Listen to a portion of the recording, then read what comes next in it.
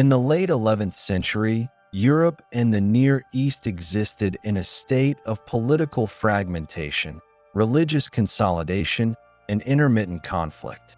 The Byzantine Empire, which had once dominated the eastern Mediterranean and Anatolia, faced severe territorial losses due to the advance of the Seljuk Turks. Following the catastrophic defeat of Byzantine forces at the Battle of Manzikert in 1071, the Seljuks had captured large swathes of Anatolia, including much of the empire's eastern provinces. This defeat left the empire vulnerable, its military resources strained, and its authority increasingly dependent on local magnates and mercenary forces. By the mid-1090s, the Byzantine Emperor Alexios I Komnenos recognized that without external military assistance, he could not recover lost territories or secure the empire's borders against ongoing Turkish incursions. The strategic objective was clear: reinforce Byzantine control over Anatolia and prevent further incursions into the Balkans, while stabilizing the empire's eastern frontier. In 1095, Alexios dispatched envoys to the papal court in Rome, requesting military aid. The Byzantine leadership sought assistance from Western European forces, emphasizing the urgency of confronting the Seljuks and reclaiming fortresses and cities under Turkish control. The appeal was both military and political, aiming to establish a formal alliance with the Latin West while reinforcing Byzantine territorial claims. The papacy, meanwhile, had its own objectives. Pope Urban II, elected in 1088 during a period of consolidation of papal authority, sought to strengthen the influence of the Church, assert spiritual leadership over Christendom, and direct the violent energies of European knights toward a cause sanctioned by ecclesiastical authority. The Western European nobility, characterized by frequent internecine conflict and localized feuds, provided a potential military resource that the papacy could mobilize to achieve objectives both within Christendom and abroad. In November 1095, Pope Urban convened the Council of Clermont, attended by clerics, nobles, and representatives from across France. The council represented a forum for the Church to issue directives on matters of religious and political significance. Urban addressed the assembly, presenting the request from Alexios I while framing it within a religious context that would appeal to the European nobility and broader populace. He described the situation in the East, emphasizing the occupation of territories traditionally associated with Christian pilgrimage, including Jerusalem, and the threats posed to Christians under Muslim rule. The speech was structured to convey both urgency and divine purpose, articulating the notion that the undertaking was a sacred duty sanctioned by God. Urban called on knights and nobles to take up arms against non-Christian forces, promising that participation would constitute a form of penitential action. Those who joined would receive remission for past sins, effectively offering spiritual reward in exchange for military service. The address at Clermont was carefully calibrated to resonate with multiple audiences. For knights and armed nobility, it presented an opportunity to channel martial prowess into a cause endorsed by the Church, providing both spiritual justification and the potential for temporal gain.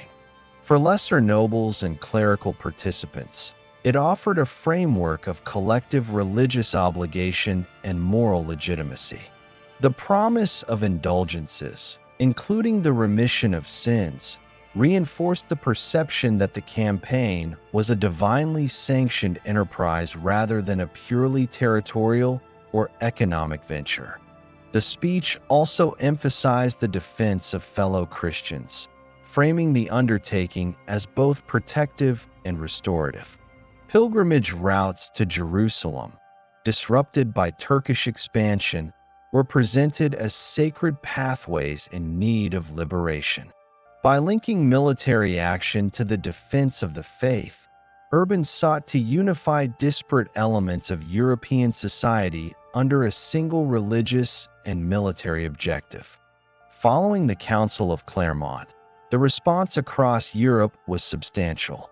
Recruitment was widespread, encompassing both the nobility and the peasantry, and spurred by local clergy who reinforced Urban's message through sermons and public exhortations.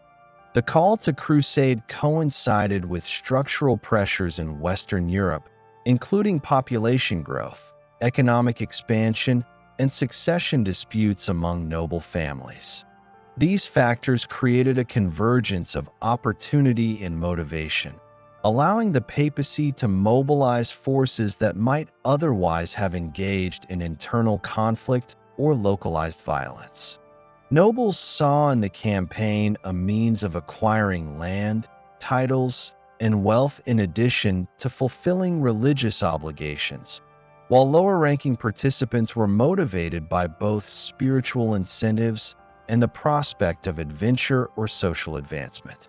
The recruitment efforts were decentralized but effective, resulting in a growing movement that encompassed multiple regions, including France, the Holy Roman Empire, and parts of Italy. Urban's speech at Clermont also had a broader strategic purpose. By promoting a unified crusading effort, the papacy aimed to establish authority over the increasingly autonomous European nobility and to direct their martial energies toward objectives beyond the continent. This represented an early instance of large-scale, transnational mobilization under ecclesiastical guidance, blending military, religious, and diplomatic considerations. The initiative was not limited to immediate military objectives. It also served to reinforce papal influence over the ideological and moral framework of Christendom, demonstrating the capacity of the Church to sanction large-scale military action and to impose spiritual consequences on participants and non-participants alike. The framing of the crusade as both a penitential act and a military campaign reflected broader theological developments of the time. The concept of penitential warfare, which linked acts of armed service with the remission of sins, was increasingly codified in canon law and theological discourse. By participating in the crusade, knights and nobles were positioned as both defenders of the faith and agents of divine will, operating within a framework that merged religious obligation with practical military engagement. This ideological construction reinforced cohesion among disparate forces, providing a shared rationale that extended beyond immediate political or territorial objectives. By the end of 1095, the Council of Clermont had set in motion a sequence of events that would lead to the mobilization of thousands of individuals across Europe. Estimates vary, but contemporary chroniclers report that tens of thousands of people, including knights, minor nobility, and commoners, prepared to depart in the spring of 1096. The call to crusade marked a departure from previous military campaigns by emphasizing religious sanction and spiritual reward as primary motivations, while incorporating strategic objectives such as the recovery of Byzantine territories and the liberation of Jerusalem. The intersection of papal authority, European political structures, and Byzantine diplomatic needs created a context in which the First Crusade could be undertaken on a scale unprecedented in Western Europe. The significance of the call to crusade extends beyond immediate military mobilization. It represented a formal articulation of papal policy aimed at unifying Christendom under ecclesiastical leadership, while projecting military power into the Eastern Mediterranean. By framing the conflict in religious terms, and promising spiritual benefits. Pope Urban II created a mechanism for sustained mobilization that transcended regional and political divisions. The appeal to both nobles and commoners facilitated a broad social coalition capable of undertaking extended campaigns across long distances, including the logistical and organizational challenges posed by Anatolia and the Levant. The initiative at Clermont also established a precedent for subsequent crusades, defining the relationship between spiritual authority and military action and shaping the trajectory of European engagement with the Near East over the following centuries. Urban's call ultimately succeeded in producing widespread enthusiasm, despite the logistical and political challenges inherent in organizing forces from multiple regions. The response included the assembly of military contingents from northern France, southern France, the Holy Roman Empire, and Italy, each led by prominent nobles who would assume key roles in the campaigns to follow. The initiative demonstrated the capacity of the papacy to coordinate transnational action, leveraging religious authority, political networks, and cultural norms surrounding martial service. The call to crusade was therefore both a practical and ideological instrument, aligning European military potential with the strategic and religious objectives of the Byzantine Empire and the Latin Church. In the years immediately following the Council of Clermont in 1095, the practical realization of Pope Urban II's call depended on the readiness and structure of European society. Western Europe at this time was characterized by a complex and decentralized feudal system, which had developed over centuries as local lords, counts, dukes, and kings exercised authority over small, often isolated territories. Political power was fragmented and military strength was distributed across numerous local domains rather than centralized states. Lords maintained private armies of knights and retainers, with obligations arising from feudal contracts. Knights were trained from adolescence in horsemanship, combat skills, and the use of weapons such as lances, swords, and bows.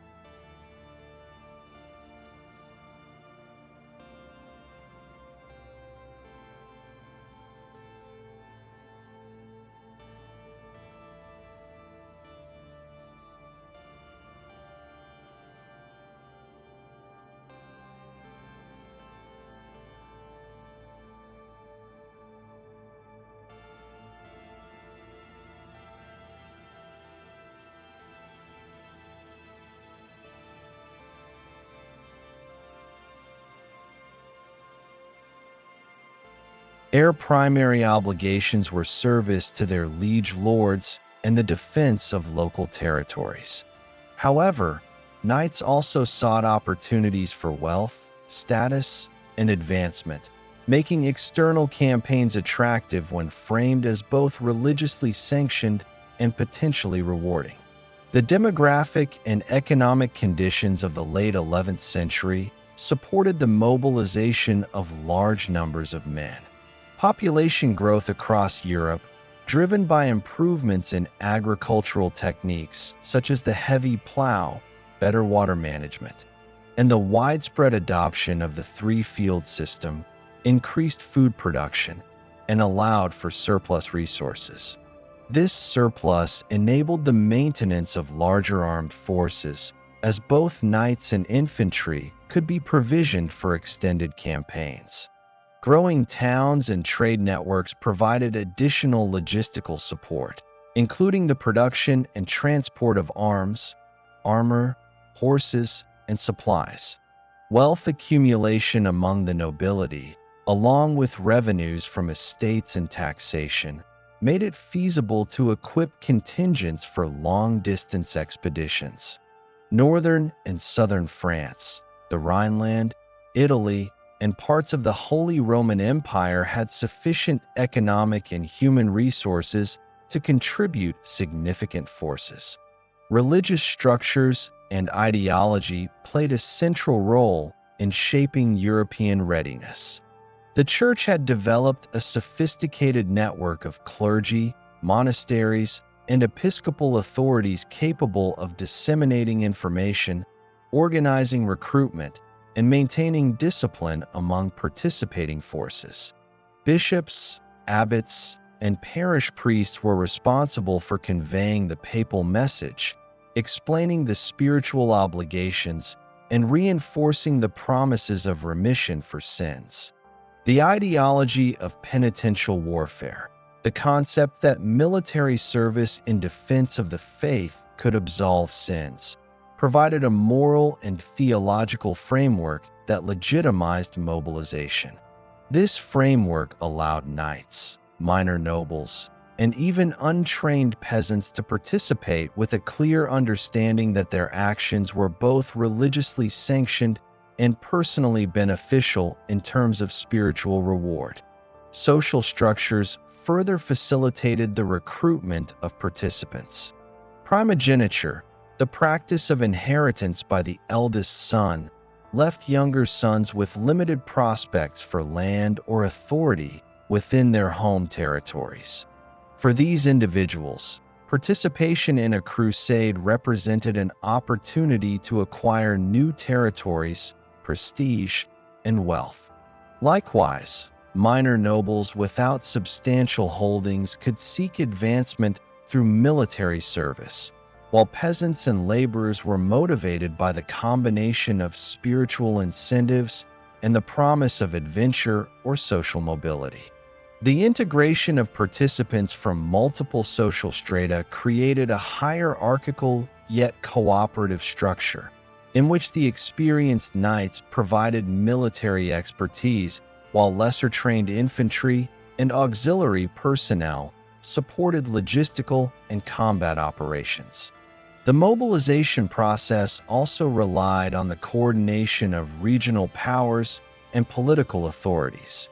Local lords were responsible for raising and equipping troops from their territories, negotiating supply lines, and organizing the movement of forces toward assembly points. Nobles in France, the Holy Roman Empire, and Italy prepared contingents that included both heavily armed knights and supporting infantry. Each contingent was organized according to local customs, feudal obligations, and the resources available, with leadership vested in prominent regional figures. These leaders were responsible for maintaining discipline, coordinating with other contingents, and ensuring adherence to both military and religious objectives. The decentralized nature of European authority meant that coordination relied heavily on personal agreements, oaths of fealty, and mutual recognition of rank and responsibility. Logistics were a significant consideration in preparing for the crusade. Armies needed to traverse vast distances across diverse terrains, including rivers, mountains, and plains, before even reaching Byzantine territory in Anatolia. Planning involved securing supplies, arranging for the transport of horses and pack animals, and establishing routes for resupply and communication. Local economies were drawn upon to provide food, fodder, and equipment, with towns, monasteries, and wealthy patrons contributing resources.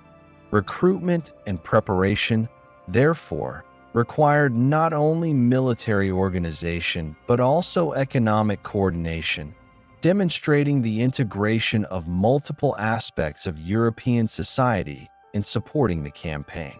Military culture in Europe also shaped readiness. Knights and their retainers were accustomed to small-scale feudal conflicts but lacked experience with prolonged, large-scale operations over long distances. The idea of crusading introduced a structured, transnational objective that redirected existing martial skills toward a unified campaign. Military service in the crusade was understood as both an obligation to God and a legitimate pursuit of personal and territorial advancement. This dual motivation ensured participation from a wide cross-section of society, while also establishing expectations of discipline, hierarchy, and commitment that would be necessary for operations far from home territories. Communication networks played a vital role in preparation. Clerical authorities, messengers, and traveling envoys conveyed information about recruitment, assembly points, and the organizational structure of the crusade. Local bishops and abbots coordinated with secular authorities to ensure that contingents were assembled efficiently and that logistical arrangements were in place. The dissemination of information also served to reinforce the ideological framework of the crusade, ensuring that participants understood their religious duties, the objectives of the campaign, and the broader context of Byzantine appeals for assistance. Coordination of such a transnational effort required careful planning and the establishment of trust among diverse participants, ranging from French knights to German minor nobles and Italian contingents. The broader political context of Europe influenced preparation as well. The period was marked by intermittent conflict among nobles, territorial disputes, and competition for influence within emerging kingdoms. The call to crusade offered a mechanism for channeling martial activity outward, reducing internal conflict while providing the opportunity for expansion and prestige abroad. Participation in the crusade was also a means of establishing alliances, demonstrating loyalty to the church, and enhancing reputation among peers. The papacy's authority provided legitimacy that reinforced the political and social incentives, linking participation to both temporal advantage and spiritual obligation. By early 1096, Europe's preparatory phase had reached a level of organization sufficient for the deployment of forces. Nobles from France, the Rhineland, Italy, and other regions had assembled troops, coordinated supplies, and negotiated passage agreements with Byzantine representatives.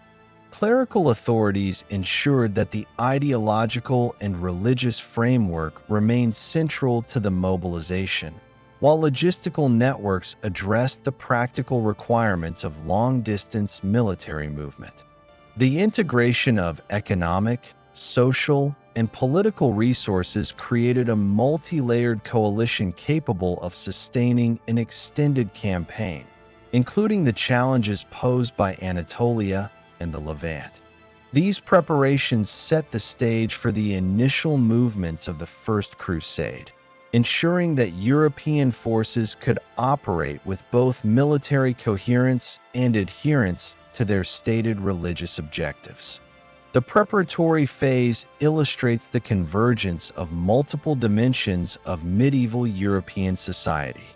Feudal hierarchies, demographic pressures, economic resources, clerical networks, and military culture all contributed to the ability of Europe to respond effectively to the papal call. Recruitment encompassed both nobles and commoners, combining martial skill with spiritual motivation. Logistic, economic, and political coordination ensured that forces could be assembled, equipped, and transported over considerable distances. The combination of internal social pressures, regional political authority, and ecclesiastical oversight created the conditions necessary for a transnational military mobilization of unprecedented scale. Following the call to arms issued by Pope Urban II at Clermont in 1095, the first wave of participants that moved toward the eastern Mediterranean is historically known as the People's Crusade. This movement, beginning in early 1096, was largely uncoordinated and characterized by the participation of tens of thousands of individuals from across Europe, drawn by the combination of spiritual incentives, religious zeal, and social pressures.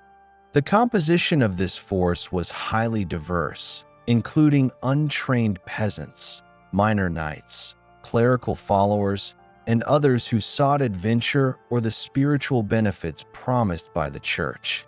Leadership was assumed not by major noble figures, but by charismatic preachers and minor military leaders who had little experience in organizing large-scale, long-distance campaigns. The central figure in this early phase was Peter the Hermit, a French preacher from Amiens, whose reputation for ascetic piety and fervent oratory attracted large numbers of followers. Peter traveled through northern France and the Rhineland, delivering sermons that emphasized the religious imperative to assist fellow Christians in the East and to liberate Jerusalem from Muslim control. Contemporary accounts indicate that Peter's followers numbered in the tens of thousands, though precise estimates vary widely. His appeal was particularly effective among lower-ranking members of society, including peasants and tradespeople, who were less constrained by feudal obligations and could respond to the promise of spiritual reward and the opportunity for movement beyond their local communities. The composition of the People's Crusade reflected both enthusiasm and inexperience. The majority of participants lacked formal military training, and they were poorly equipped for sustained operations over long distances. Armor, weapons, and provisions were often rudimentary, particularly among peasant followers.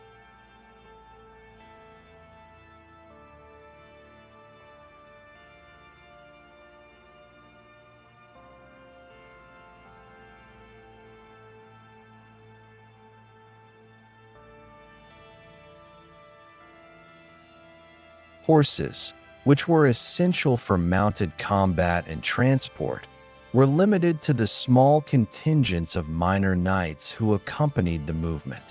This disparity in resources created significant logistical challenges from the outset, affecting mobility, discipline, and operational capacity. The movement's lack of formal hierarchy also contributed to organizational weaknesses, as leaders such as Peter exercised influence primarily through charisma and moral authority rather than structured command.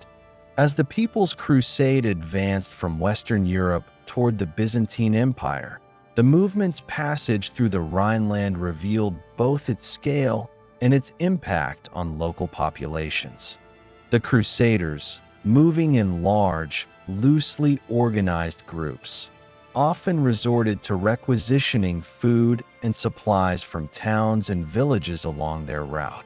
Contemporary records indicate that this sometimes escalated to violence, including the persecution of Jewish communities in cities such as Speyer, Worms, and Mainz. These actions were fueled by a combination of religious rhetoric, economic desperation, and social tensions. Although the Church did not officially sanction attacks on Jewish communities, the climate of heightened religious fervor and the lack of centralized control allowed such incidents to occur. The movement through the Rhineland thus had significant social and demographic consequences, reflecting both the mobilization of European society and the vulnerabilities inherent in unstructured mass movements.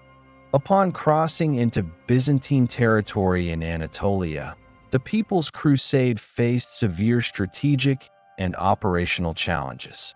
The Seljuk Turks controlled large portions of the region, including key fortresses and the interior of Anatolia, and were highly familiar with the terrain and military tactics required for its defense. The Crusaders, lacking coordination, discipline, and effective reconnaissance, were vulnerable to ambushes and sustained attacks. Reports from contemporary chroniclers indicate that supply shortages, disease, and attrition further reduced the numbers of participants as the movement progressed eastward. The lack of organized siege equipment or strategic planning meant that the Crusaders were unable to mount effective offensive operations against fortified positions, and their mobility was limited by the need to gather and carry provisions over long distances. The culmination of the People's Crusade occurred at the Battle of Civitate, near Nicaea, in October 1096. Historical sources indicate that the Seljuk Turks, under the command of Kilij Arslan I, exploited the Crusaders' lack of discipline and experience. The Crusaders were spread thin across a wide area, with inadequate defensive formations and minimal coordination between contingents. Kilij Arslan's forces used mounted archers, ambush tactics, and controlled engagement to isolate and overwhelm groups of Crusaders. Contemporary estimates suggest that the majority of the People's Crusade was annihilated in this engagement, with only small numbers managing to escape. The defeat highlighted the limitations of untrained, poorly organized forces when confronted with disciplined, strategically capable opponents familiar with the terrain. The aftermath of the People's Crusade's destruction had significant consequences for both European and Byzantine actors. Byzantine authorities, including Emperor Alexios I, had anticipated some form of assistance, but were confronted with the chaotic and largely ineffective early wave of Crusaders. The Byzantine administration faced the dual challenge of providing safe passage for survivors and managing relations with local populations affected by the Crusaders' depredations. The failure also informed subsequent strategic planning for the main crusading armies, emphasizing the necessity of structured leadership, coordination with Byzantium, and disciplined logistics.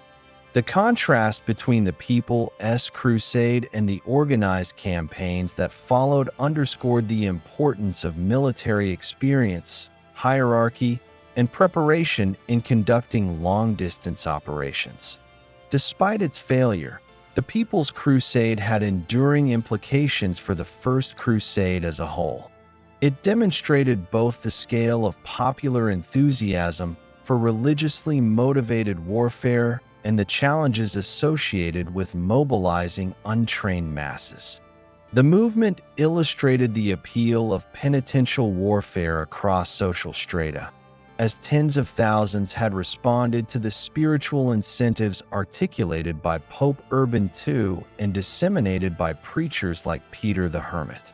It also exposed the necessity of strategic planning, the integration of logistics, and the coordination of diverse contingents, lessons that informed the later, more successful campaigns led by European nobility. The People's Crusade also highlighted the interaction between European crusaders and Byzantine authorities. Although the early wave was largely independent, its movement across Byzantine territories required negotiation, guidance, and logistical support. The difficulties encountered, including supply shortages and ambushes, underscored the importance of formal agreements and cooperation between Crusader forces and the Byzantine Empire. Subsequent crusading armies would rely heavily on established communication with Byzantine officials, coordination of supply lines, and adherence to agreed-upon routes, illustrating the integration of diplomacy, strategy, and military planning that was absent in the People's Crusade.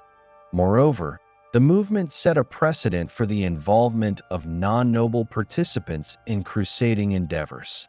While the main campaigns were led by European princes and their retainers, the mass enthusiasm evident in the People's Crusade indicated that broad segments of society were willing to participate in distant religious campaigns. This phenomenon would continue to influence recruitment strategies, the composition of armies, and the social dynamics of future crusading movements. The People's Crusade demonstrated that mobilization could draw on multiple layers of European society, but also that successful execution required military discipline, coordination, and the integration of strategic planning. The legacy of the People's Crusade, therefore, is not found in military success, but in its influence on the operational and organizational framework of subsequent phases of the First Crusade. The catastrophic losses at Civitate underscored the need for experienced leadership, structured logistics, and strategic cohesion, shaping the planning and execution of the organized crusading armies that departed later in 1096. It also highlighted the risks inherent in mass movements, including susceptibility to disease, attrition, and enemy action, while confirming the capacity of European society to generate enthusiasm on a continental scale for religiously motivated military expeditions. Following the disastrous conclusion of the People's Crusade in Anatolia, the main wave of the First Crusade, commonly referred to as the Prince's Crusade, began to organize in late 1096. Unlike the largely unstructured early movement, this expedition was composed primarily of European nobility and their retinues, combining professional knights, experienced infantry, and logistical support. Leadership rested with prominent figures from across Western Europe, including Godfrey of Bouillon, Raymond of Toulouse, Bohemond of Taranto, and Robert of Normandy. These leaders represented diverse political entities, ranging from French and Norman principalities to southern Italian states, and each brought contingents of men trained and equipped for sustained military campaigns. The organization of the Prince's Crusade reflected the experience, discipline, and resources necessary to undertake a long-distance expedition against well-defended territories in Anatolia and the Levant. The mobilization of these forces began in various regions of Europe in the latter part of 1096. Nobles were responsible for raising troops from their own domains, recruiting knights from subordinate territories, and enlisting minor nobles, mounted infantry, and support personnel. Estimates of total participants vary, but contemporary chroniclers suggest that the assembled forces numbered between 30,000 and 50,000 combatants, supported by an additional contingent of non-combatants, including servants, clerics, and logistical staff. This scale of mobilization required coordination across multiple regions, relying on local feudal hierarchies, wealth generated through taxation or personal estates, and the existing military culture of the 11th century. Nobles invested significant resources to equip their followers with armor, weapons, horses, and provisions sufficient for the anticipated duration of the campaign. The Prince's Crusade differed from the People's Crusade not only in composition, but also in organizational and strategic planning. Leaders established clear chains of command, delegated authority among subordinates, and coordinated movements to ensure the cohesion of forces across various contingents. Contingents from different regions of France, the Rhineland, southern Italy, and Normandy moved toward agreed-upon assembly points, often in Byzantine territory, where coordination with Emperor Alexios I Komnenos and his officials could occur. These agreements included arrangements for food, lodging, and safe passage, emphasizing the importance of diplomacy in addition to military preparation. The negotiation with Byzantium represented a critical aspect of the campaign, as the empire controlled strategic corridors through Anatolia and offered the potential for reinforcement, intelligence, and logistical support. The Byzantine Emperor Alexios I approached the arrival of the Prince's Crusade with cautious pragmatism. Having experienced the chaos and losses associated with the People's Crusade, he sought to establish formal agreements regarding the movement and conduct of the main crusading armies. Alexios insisted on oaths of loyalty from the leaders, requiring that lands formerly under Byzantine control, if recaptured, be returned to the empire.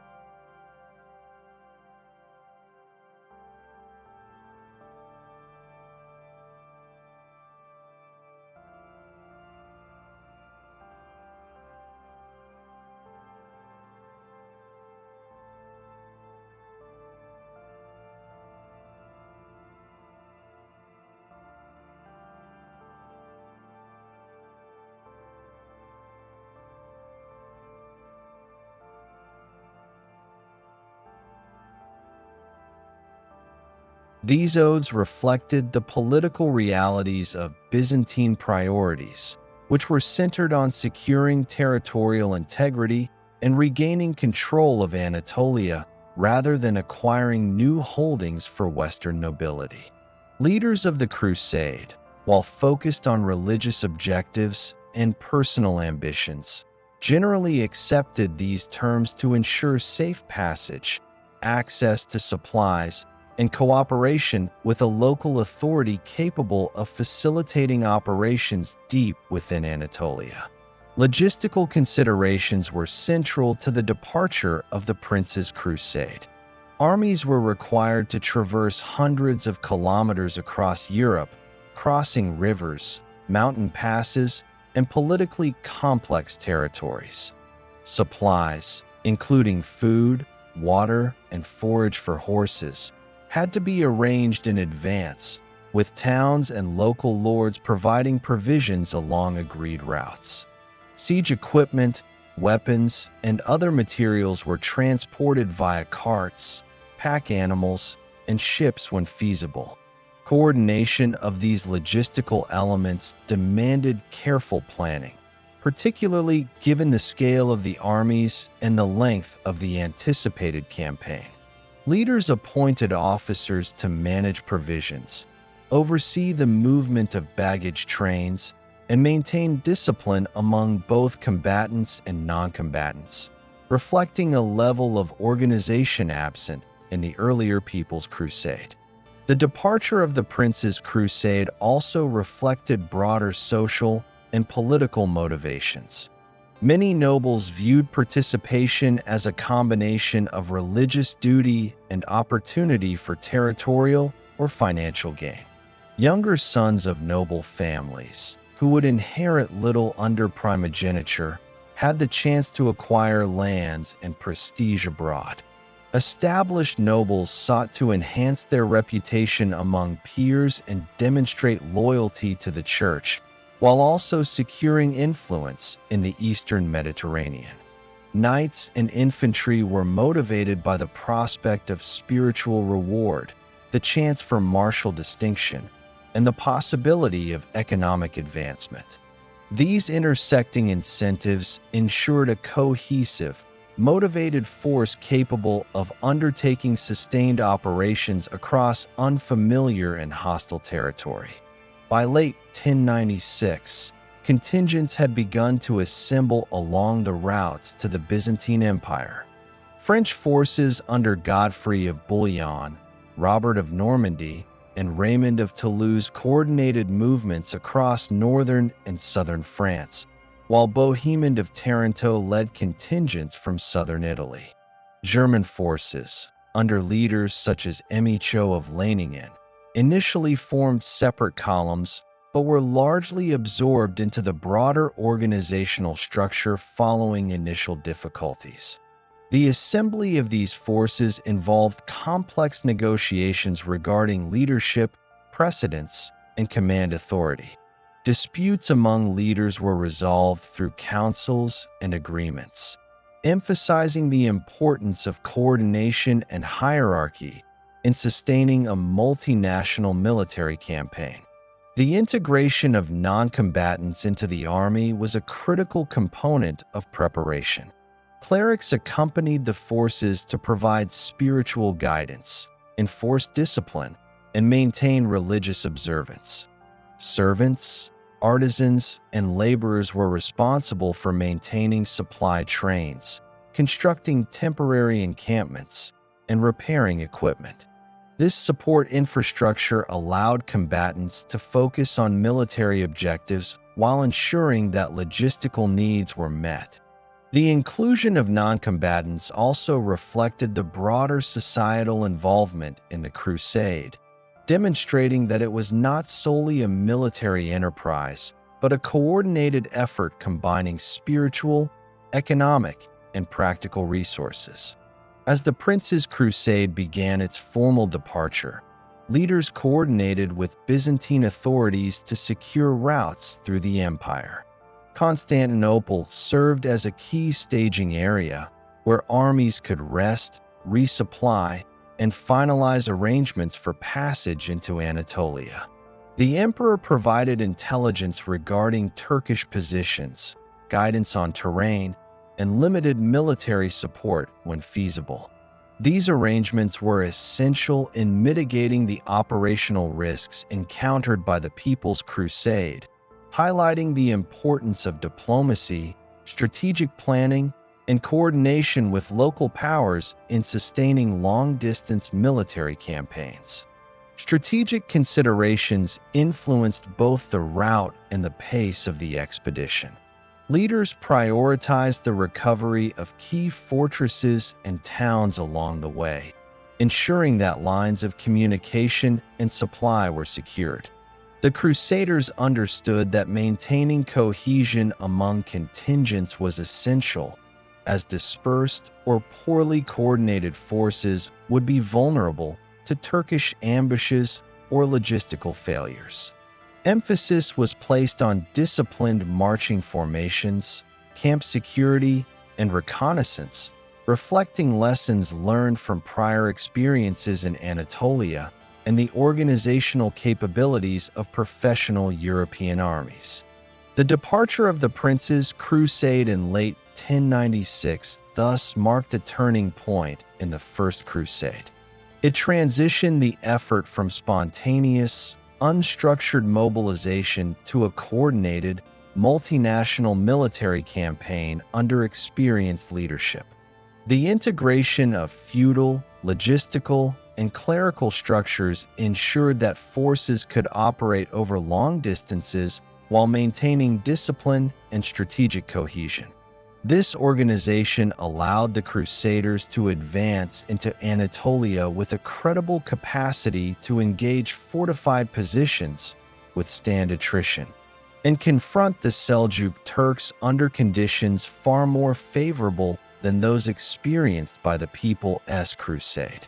The mobilization of the Prince's Crusade also reflected broader European social and political patterns. Feudal hierarchies provided the framework for raising troops, while economic resources supported equipping and sustaining forces. Clerical networks reinforced ideological cohesion, linking martial activity to spiritual objectives. Diplomatic engagement with Byzantium secured operational support, including guidance, intelligence, and supply arrangements. Together, these factors produced an expedition capable of sustained military action over hundreds of kilometers and across multiple political jurisdictions, establishing a foundation for subsequent engagements in Anatolia and the Levant. Following the organized departure of the Prince's Crusade in late 1096, the European armies advanced through Byzantine territory and into Anatolia, encountering the first major military obstacle at Nicaea, a strategically significant city held by the Seljuk Turks.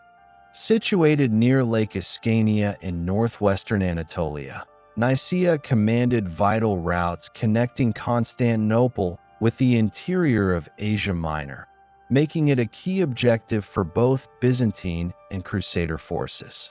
The city had been under Seljuk control since 1081, and Kilij Arslan I, the Seljuk Sultan of Rum, had reinforced its fortifications in anticipation of an approaching Western army. The capture of Nicaea was not only a military necessity, but also a critical step in securing lines of communication and supply for further operations deeper into Anatolia.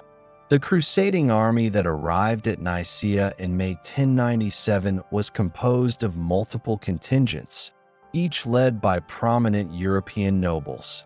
Among them were Godfrey of Bouillon, Raymond of Toulouse, Bohemond of Taranto, and Robert of Normandy, commanding forces ranging from heavily armed knights to infantry and non-combatant support personnel.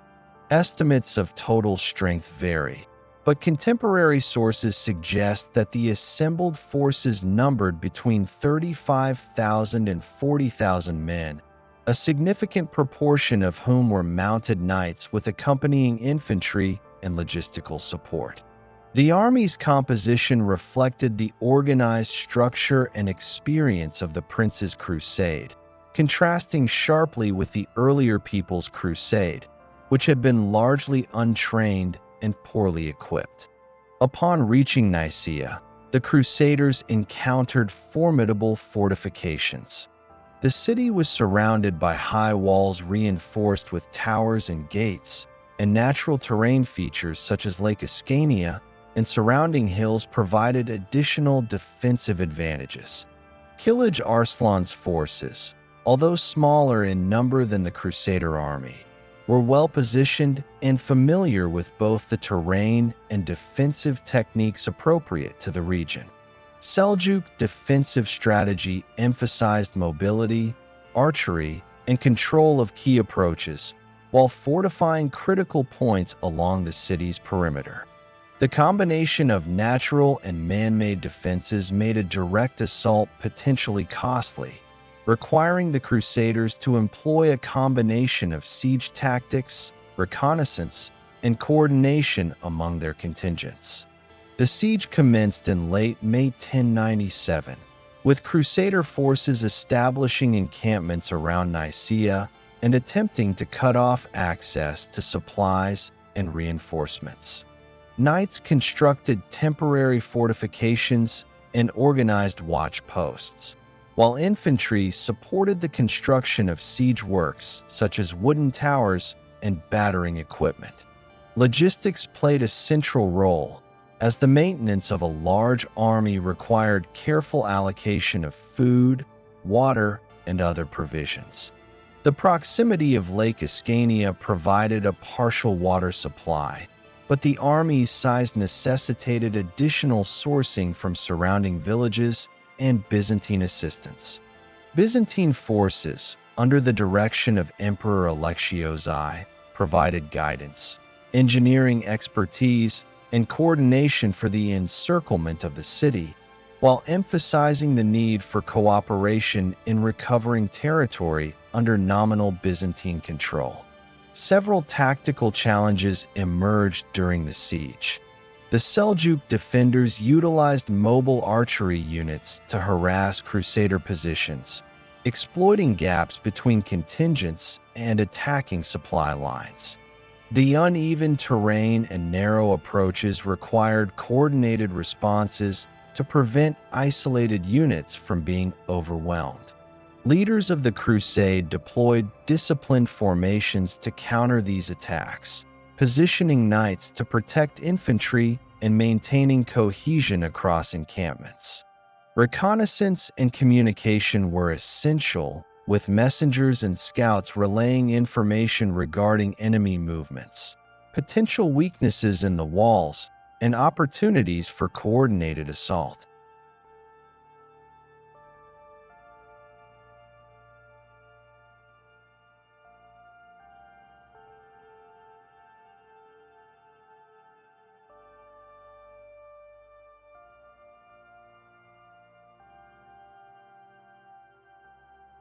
After several weeks of encirclement, the Crusaders faced the challenge of breaching the city's fortifications.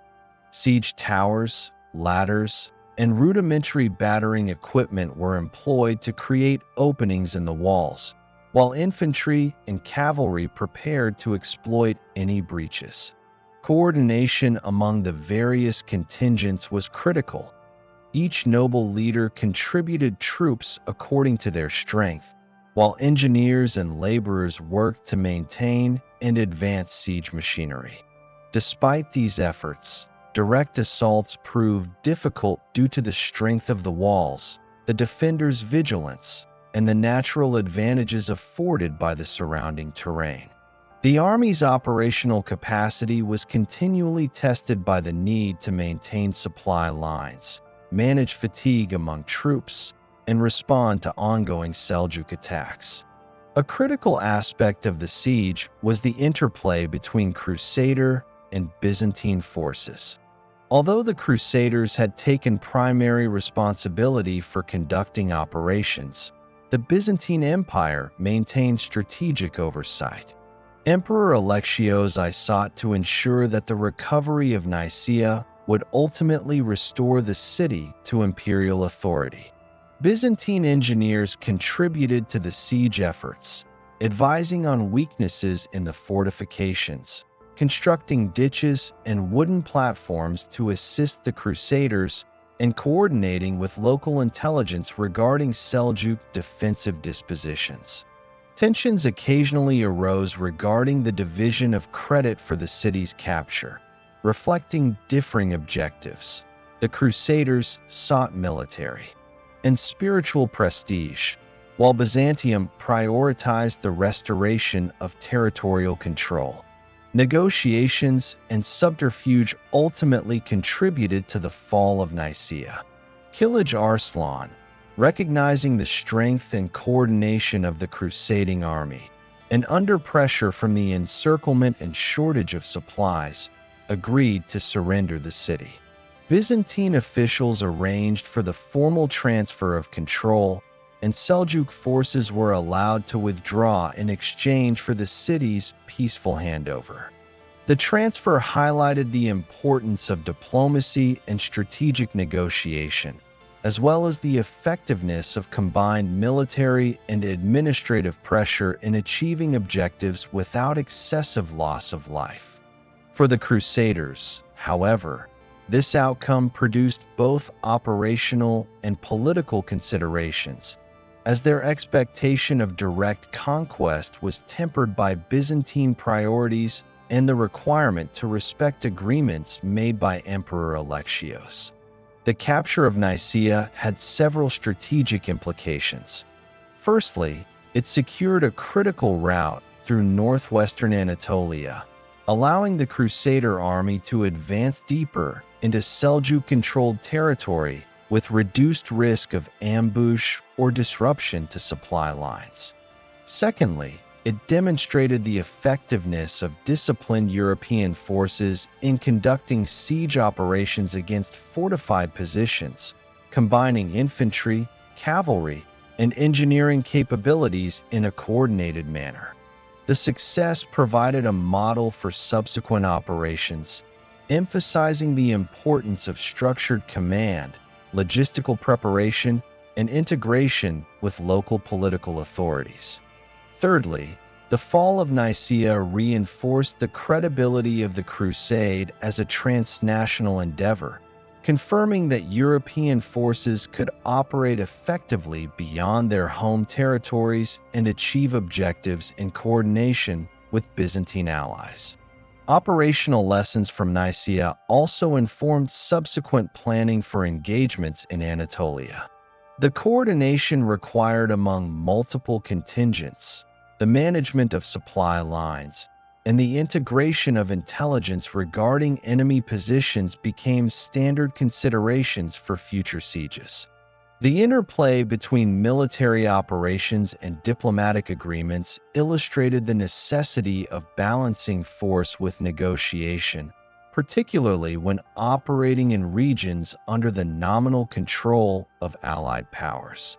These lessons contributed directly to the strategic approach employed in subsequent campaigns, including the march toward Dorylaeum and later operations in Syria and Palestine. The siege also had broader implications for the perception of crusading warfare in Western Europe. News of the successful capture of Nicaea, despite the challenges of terrain, fortifications, and the Seljuk threat, reinforced the credibility of Pope Urban II's call and provided validation for the mobilization of resources and manpower. It established the principle that coordinated European military expeditions, when properly organized and led, could achieve significant objectives over extended distances. The capture of Nicaea thereby became a pivotal moment in the First Crusade, demonstrating the integration of military skill, logistical planning, and diplomatic engagement as essential components of operational success. After the capture of Nicaea in June 1097, the crusading army, composed of contingents led by Godfrey of Bouillon, Raymond of Toulouse, Bohemond of Taranto, and Robert of Normandy, advanced into central Anatolia. Their objective was to penetrate deeper into Seljuk-controlled territory while maintaining cohesion among forces drawn from multiple European regions. The Seljuk Sultan, Kilij Arslan I, who had initially underestimated the speed and organization of the European army, had begun regrouping forces in anticipation of the Crusaders' advance. By July 1097, the Crusaders reached the plains near Dorylaeum, a location approximately 40 miles east of the Sakarya River, where the terrain offered open spaces suitable for both cavalry maneuvers and ambush operations. The stage was set for the first significant open-field confrontation between European heavy cavalry and Seljuk mounted archers. The Crusader army at Dorylaeum was divided into separate contingents based on national, regional, and feudal affiliations, each led by its respective noble.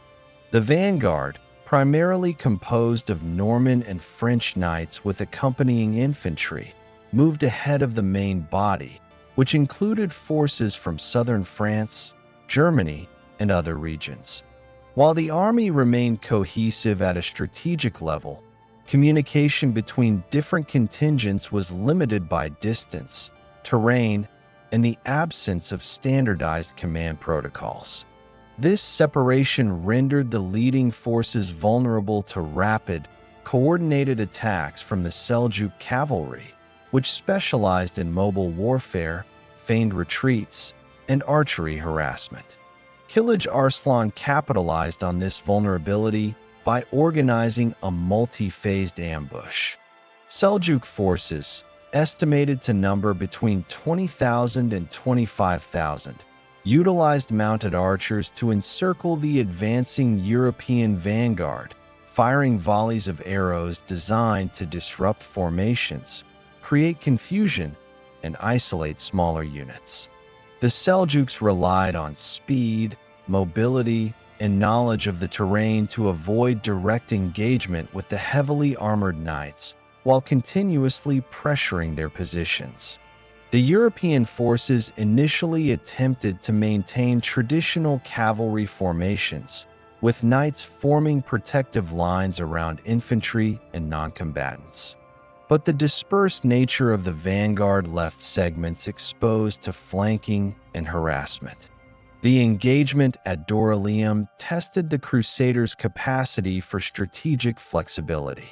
Leaders on the field, including Godfrey and Bohemond, recognized that sustained frontal confrontation with highly mobile Seljuk forces was likely to produce attrition without decisive results.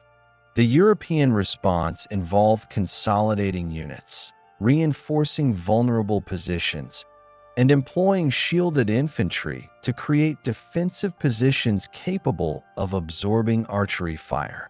Knights were ordered to hold positions at key points while awaiting reinforcements from the main body of the army, demonstrating an adaptive approach to battlefield conditions rather than rigid adherence to standard feudal combat tactics. Logistics played a crucial role in sustaining the Crusader position during the battle. Supply trains carrying food, water, and medical materials were positioned within reachable distance, and non-combatant personnel provided support by managing wounded soldiers and maintaining encampments. The Seljuk forces attempted to disrupt these lines by conducting rapid raids and feigned retreats aimed at drawing Crusaders into exposed positions. European commanders had to coordinate defensive operations, protect logistical assets, and maintain morale across contingents unfamiliar with extended field operations against mobile cavalry. The ability to manage these multiple dimensions of battlefield logistics contributed to the Army's eventual survival and operational success.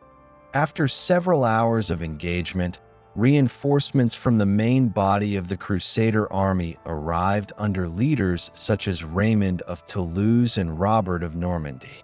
The arrival of additional infantry and knights allowed the consolidation of defensive positions into a unified line, enabling the Crusaders to transition from purely defensive measures to coordinated counterattacks. The European heavy cavalry, now operating in concert with infantry and archers, exploited the relative rigidity of the Seljuk formations when drawn into confrontation. By concentrating forces on isolated enemy detachments, the Crusaders began to disrupt Seljuk cohesion, forcing Kilij Arslan's units to retreat in the face of sustained pressure.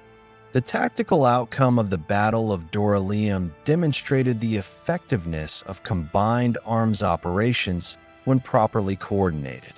European heavy cavalry, while vulnerable to dispersed archery and open terrain, proved decisive once infantry and knights operated in synchrony. The use of defensive formations, strategic reinforcement, and selective counterattacks allowed the Crusaders to neutralize the advantages of Seljuk mobility and archery. The ability to maintain cohesion under pressure, coordinate reinforcements, and exploit weaknesses in enemy formations reflected lessons learned from earlier operations in Anatolia, including the Siege of Nicaea, and demonstrated the adaptation of European military methods to unfamiliar operational environments. Casualty estimates from the battle indicate significant losses on both sides.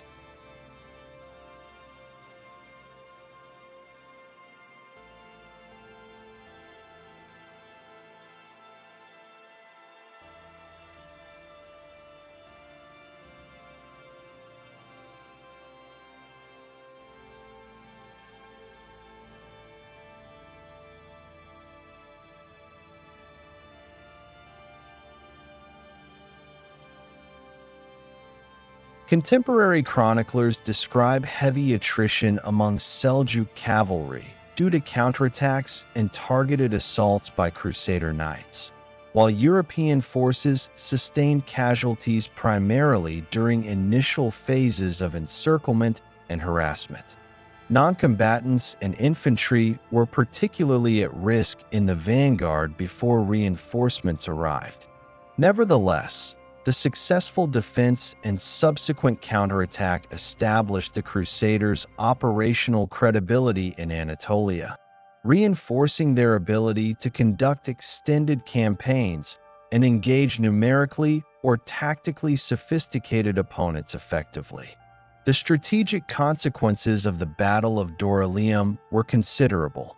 By defeating Kilij Arslan's forces in open terrain, the Crusaders secured a route further east into central Anatolia, facilitating the continued march toward Iconium and eventually toward the Levant. The engagement demonstrated to both European and Byzantine observers that the crusading army possessed the discipline, tactical flexibility, and resilience necessary to overcome regional military powers.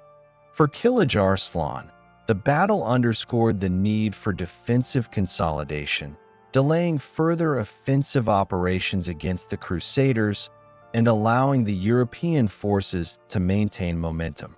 The battle also provided an operational framework for subsequent campaigns. Lessons regarding the coordination of multi-regional contingents, management of supply lines under threat, and integration of defensive and offensive tactics informed planning for the march through Anatolia and the sieges of key fortified cities in the Levant. The necessity of maintaining cohesion across geographically and culturally diverse units became a central consideration for European commanders, ensuring that subsequent engagements, such as the Siege of Antioch, would benefit from disciplined command structures and clear communication protocols.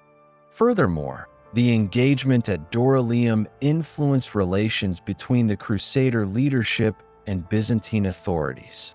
The demonstrated capability of the European army to defeat Seljuk forces in the field increased Emperor Alexios I's confidence in the Crusaders' operational capacity, facilitating continued cooperation and support. Byzantine logistical assistance, including intelligence on Seljuk movements and provision of supplies along key routes, became increasingly effective in coordinating with European forces. This collaboration underscored the strategic interplay between military capability and diplomatic coordination, reinforcing the importance of joint planning in sustaining long-distance campaigns. The battle also had a broader impact on morale and recruitment. Reports of the Crusader victory circulated through Europe, reinforcing the perceived legitimacy and feasibility of Pope Urban II's call. The success at Dorylaeum demonstrated that European heavy cavalry, disciplined infantry, and organized leadership could prevail against numerically and tactically adept opponents, validating the principles of transnational crusading warfare. The outcome encouraged additional nobles and military units to join the main crusading effort, contributing to the sustained momentum necessary for the campaign's subsequent phases in Anatolia and the Levant. In tactical and operational terms, the Battle of Dorylaeum represents the first decisive engagement of the organized crusading forces, marking the transition from siege-based operations to open-field warfare against a mobile and experienced adversary. The ability of European contingents to adapt to battlefield conditions, maintain cohesion under duress, and coordinate multi-contingent counterattacks established a foundation for further military operations. The engagement also reinforced the importance of integrating strategic reconnaissance, supply management, and combined arms tactics in the execution of long-range campaigns in unfamiliar territories. The Battle of Dorylaeum, thus, stands as a pivotal moment in the First Crusade. It combined elements of tactical innovation, logistical management, and strategic coordination, demonstrating the operational maturity of European forces. The victory ensured safe passage into central Anatolia, validated the organizational approach of the Prince's Crusade, and provided a model for subsequent engagements against Seljuk forces and fortified cities en route to the Levant. It highlighted the capacity of European armies to project power across considerable distances, integrate diverse contingents, and respond effectively to sophisticated mobile opponents, setting the stage for the sieges and battles that would define the campaign's progress toward Jerusalem. Following the decisive victory at Dorylaeum in July 1097, The Crusader army of the Prince's Crusade advanced further into the heart of Anatolia, entering regions controlled by the Seljuk Sultanate of Rum. The journey through central Anatolia represented a significant logistical and strategic challenge, as the army faced harsh terrain, limited water sources, and the constant threat of harassment from Seljuk forces. The campaign required sustained discipline, coordination among contingents, and careful management of supplies to maintain operational effectiveness. The army's march extended over hundreds of kilometers, with leaders needing to balance the imperative of rapid movement toward the Levant with the necessity of preserving the health and cohesion of the forces. The geography of central Anatolia presented numerous obstacles. The region consisted of rolling plains interrupted by hills, mountains, and river valleys. Temperatures during the late summer months often exceeded 30 degrees Celsius, 86 degrees Fahrenheit, imposing significant stress on soldiers, horses, and supply animals. Water sources were limited and frequently controlled by local populations or defended settlements, forcing the Crusaders to ration resources or negotiate access. The open plains allowed the Seljuk cavalry to conduct reconnaissance, harassment, and occasional ambushes, necessitating constant vigilance and disciplined marching formations by the European army. Leaders such as Godfrey of Bouillon, Bohemond of Taranto, and Raymond of Toulouse coordinated movements to maintain the integrity of the army as column and prevent fragmentation, recognizing that dispersed units were highly vulnerable to attack. The composition of the crusading army continued to influence operational considerations. Contingents were divided by regional origin, each with distinct command structures, tactical methods, and equipment. Heavy cavalry remained concentrated among Norman and French units, supported by infantry drawn from France, Italy, and the Rhineland. Non-combatants, including servants, artisans, and clerics, traveled with the army to maintain logistical support, provide medical care, and oversee supply lines.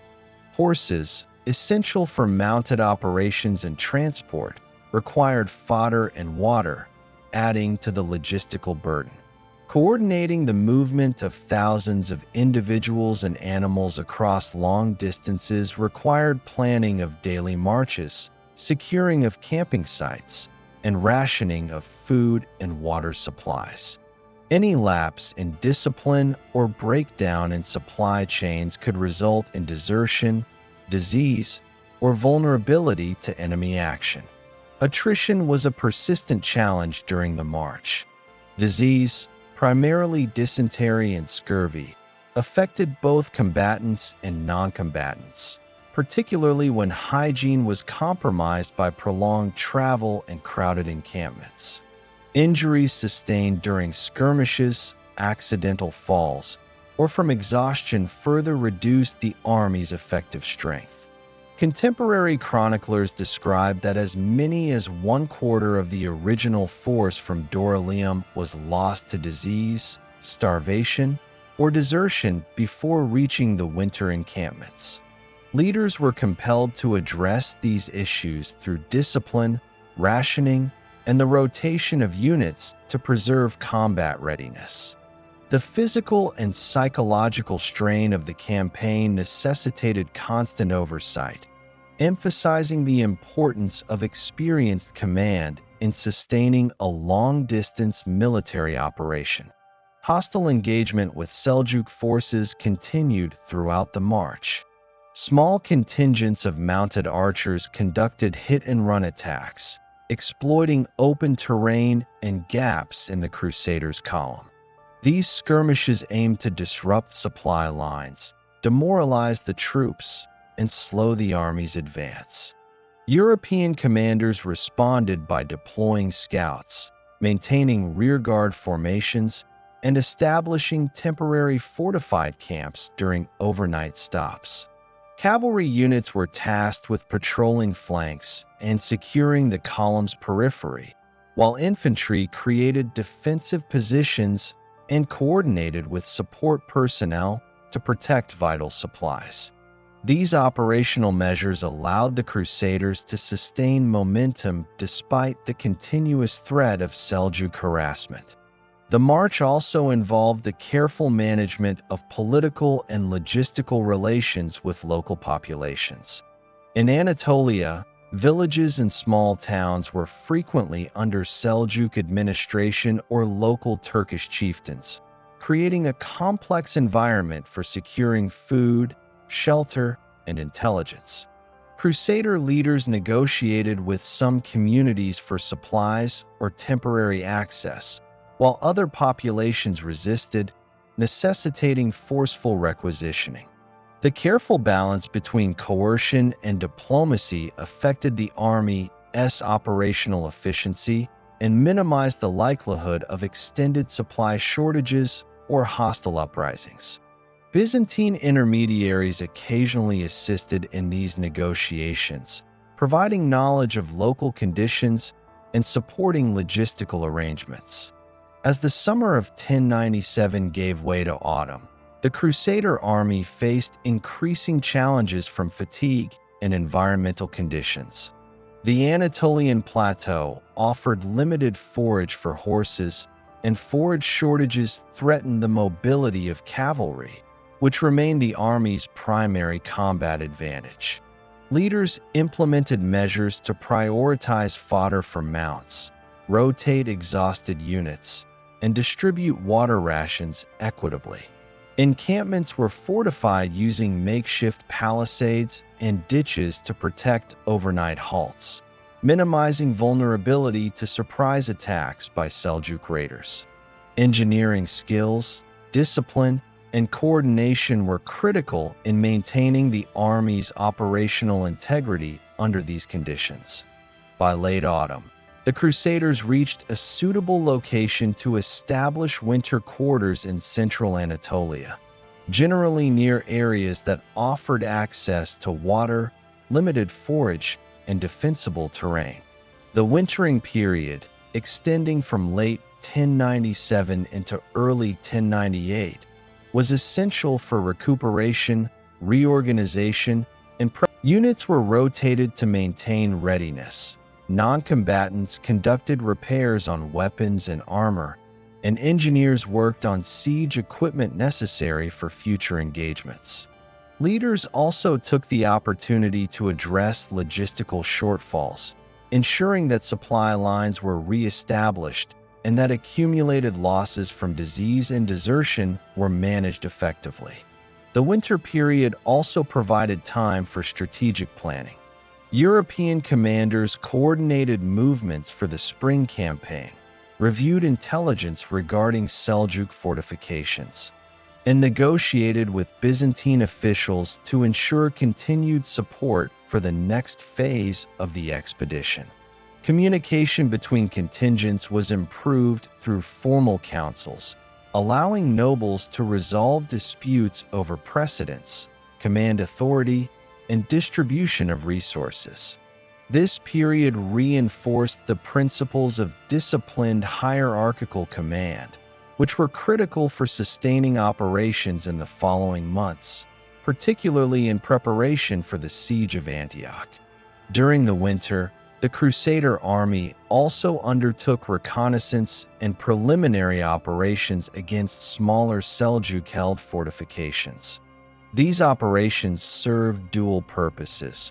They provided practical combat experience to troops recovering from attrition and tested the responsiveness of local Turkish garrisons.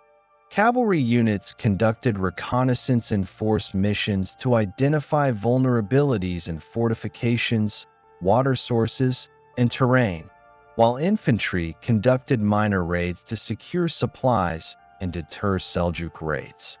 These activities reinforced the army's operational cohesion, ensured that troops remained prepared for major engagements, and facilitated intelligence gathering essential for the coming campaign in Syria and Palestine.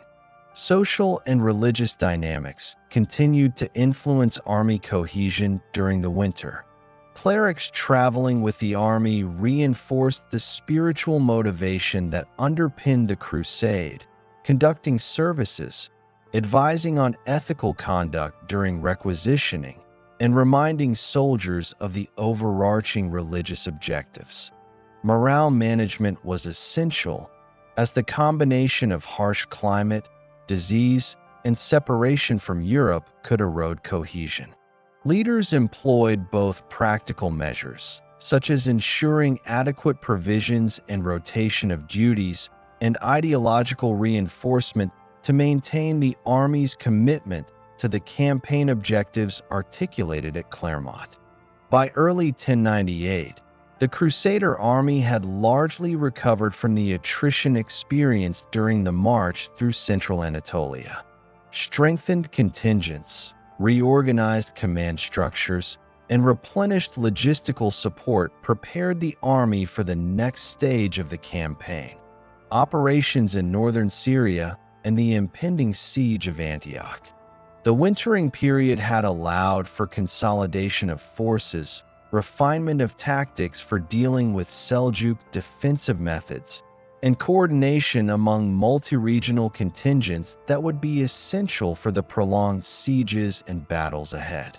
Leaders had addressed the challenges of long-distance movement, environmental hazards, attrition, and logistical complexity, ensuring that the army retained the capacity to sustain extended operations in hostile territory. The march through Anatolia and subsequent wintering period exemplified the operational complexity of the First Crusade. Success in this phase depended on the integration of strategic planning, logistical management, military discipline, and coordination with Byzantine authorities. European heavy cavalry and infantry had adapted to long-distance operations in a hostile environment, learned to mitigate the threats posed by Seljuk mobility and archery, and maintained operational readiness despite disease, attrition, and environmental stress. The experience provided practical lessons for the conduct of sieges, field engagements, and extended supply chain management that would be applied in subsequent operations, particularly in the Levant. In operational terms, the March and wintering period demonstrated the necessity of combining military, logistical, and diplomatic strategies to sustain long-range campaigns.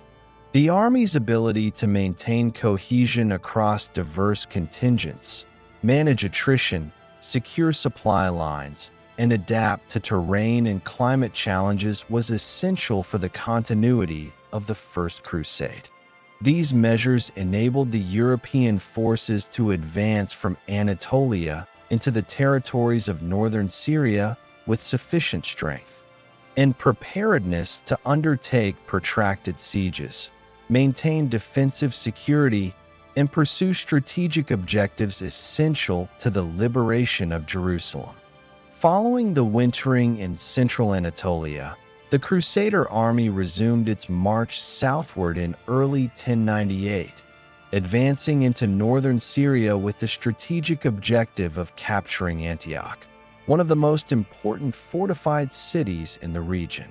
Located near the Orontes River and commanding key routes between Anatolia, Syria, and the Levant, Antioch was a heavily fortified urban center under Seljuk control, with walls reinforced over centuries and a garrison well acquainted with the defensive techniques of the period.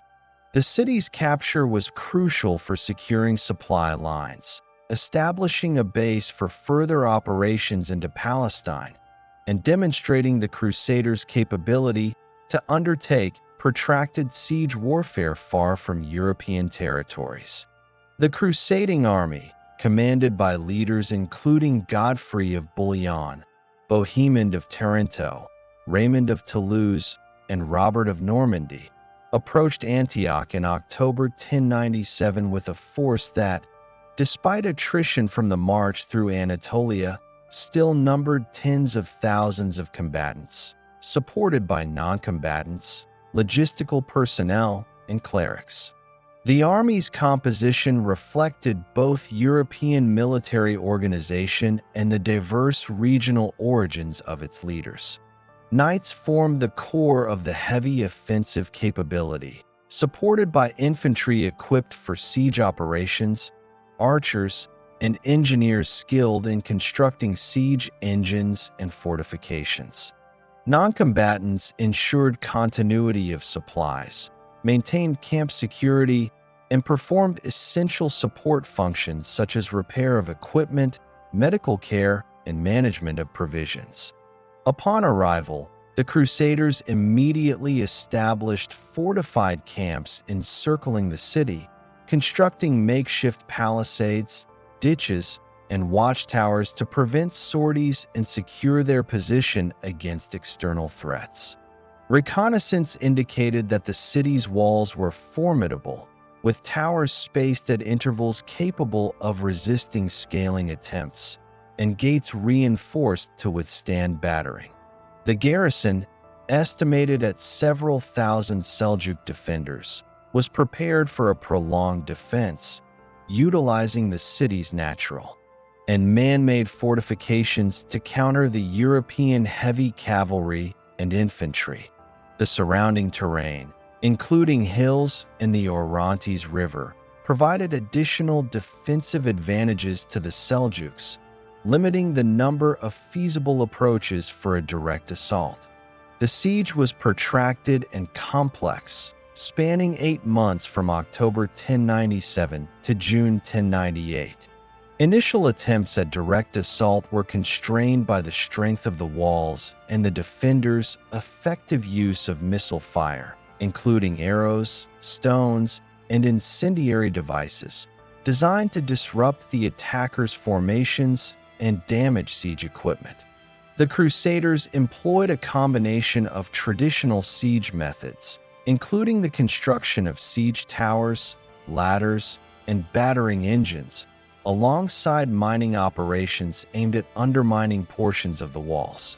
Engineering challenges were compounded by supply shortages, adverse weather, and the need to maintain defensive readiness against counterattacks by the garrison or by Seljuk field forces operating in the surrounding region. The army faced considerable logistical difficulties throughout the siege. Maintaining sufficient food, water, and forage for both men and horses was a constant concern, especially during the winter months. Encampments were vulnerable to disease, which spread quickly in crowded conditions, exacerbated by malnutrition and fatigue. Contemporary accounts note outbreaks of dysentery and scurvy, with chroniclers estimating that a significant proportion of the army suffered from illness at some point during the siege. Leaders implemented rotations of units, rationing of supplies, and the establishment of temporary hospitals to mitigate the impact of disease on combat readiness. These measures were essential for sustaining the army's operational capability over the protracted period. The psychological and organizational challenges of the siege were equally significant. Prolonged exposure to combat conditions, disease, and hunger tested both morale and discipline. Leaders such as Bohemond and Raymond of Toulouse had to enforce cohesion among contingents drawn from different regions with varying degrees of loyalty and familiarity with one another. Clerics played a critical role in maintaining ideological cohesion, conducting religious services, emphasizing the spiritual significance of the campaign, and reinforcing the promise of indulgences for participation in the Holy War. These measures helped maintain the army's focus on the strategic objective of capturing Antioch despite the severe hardships encountered during the siege.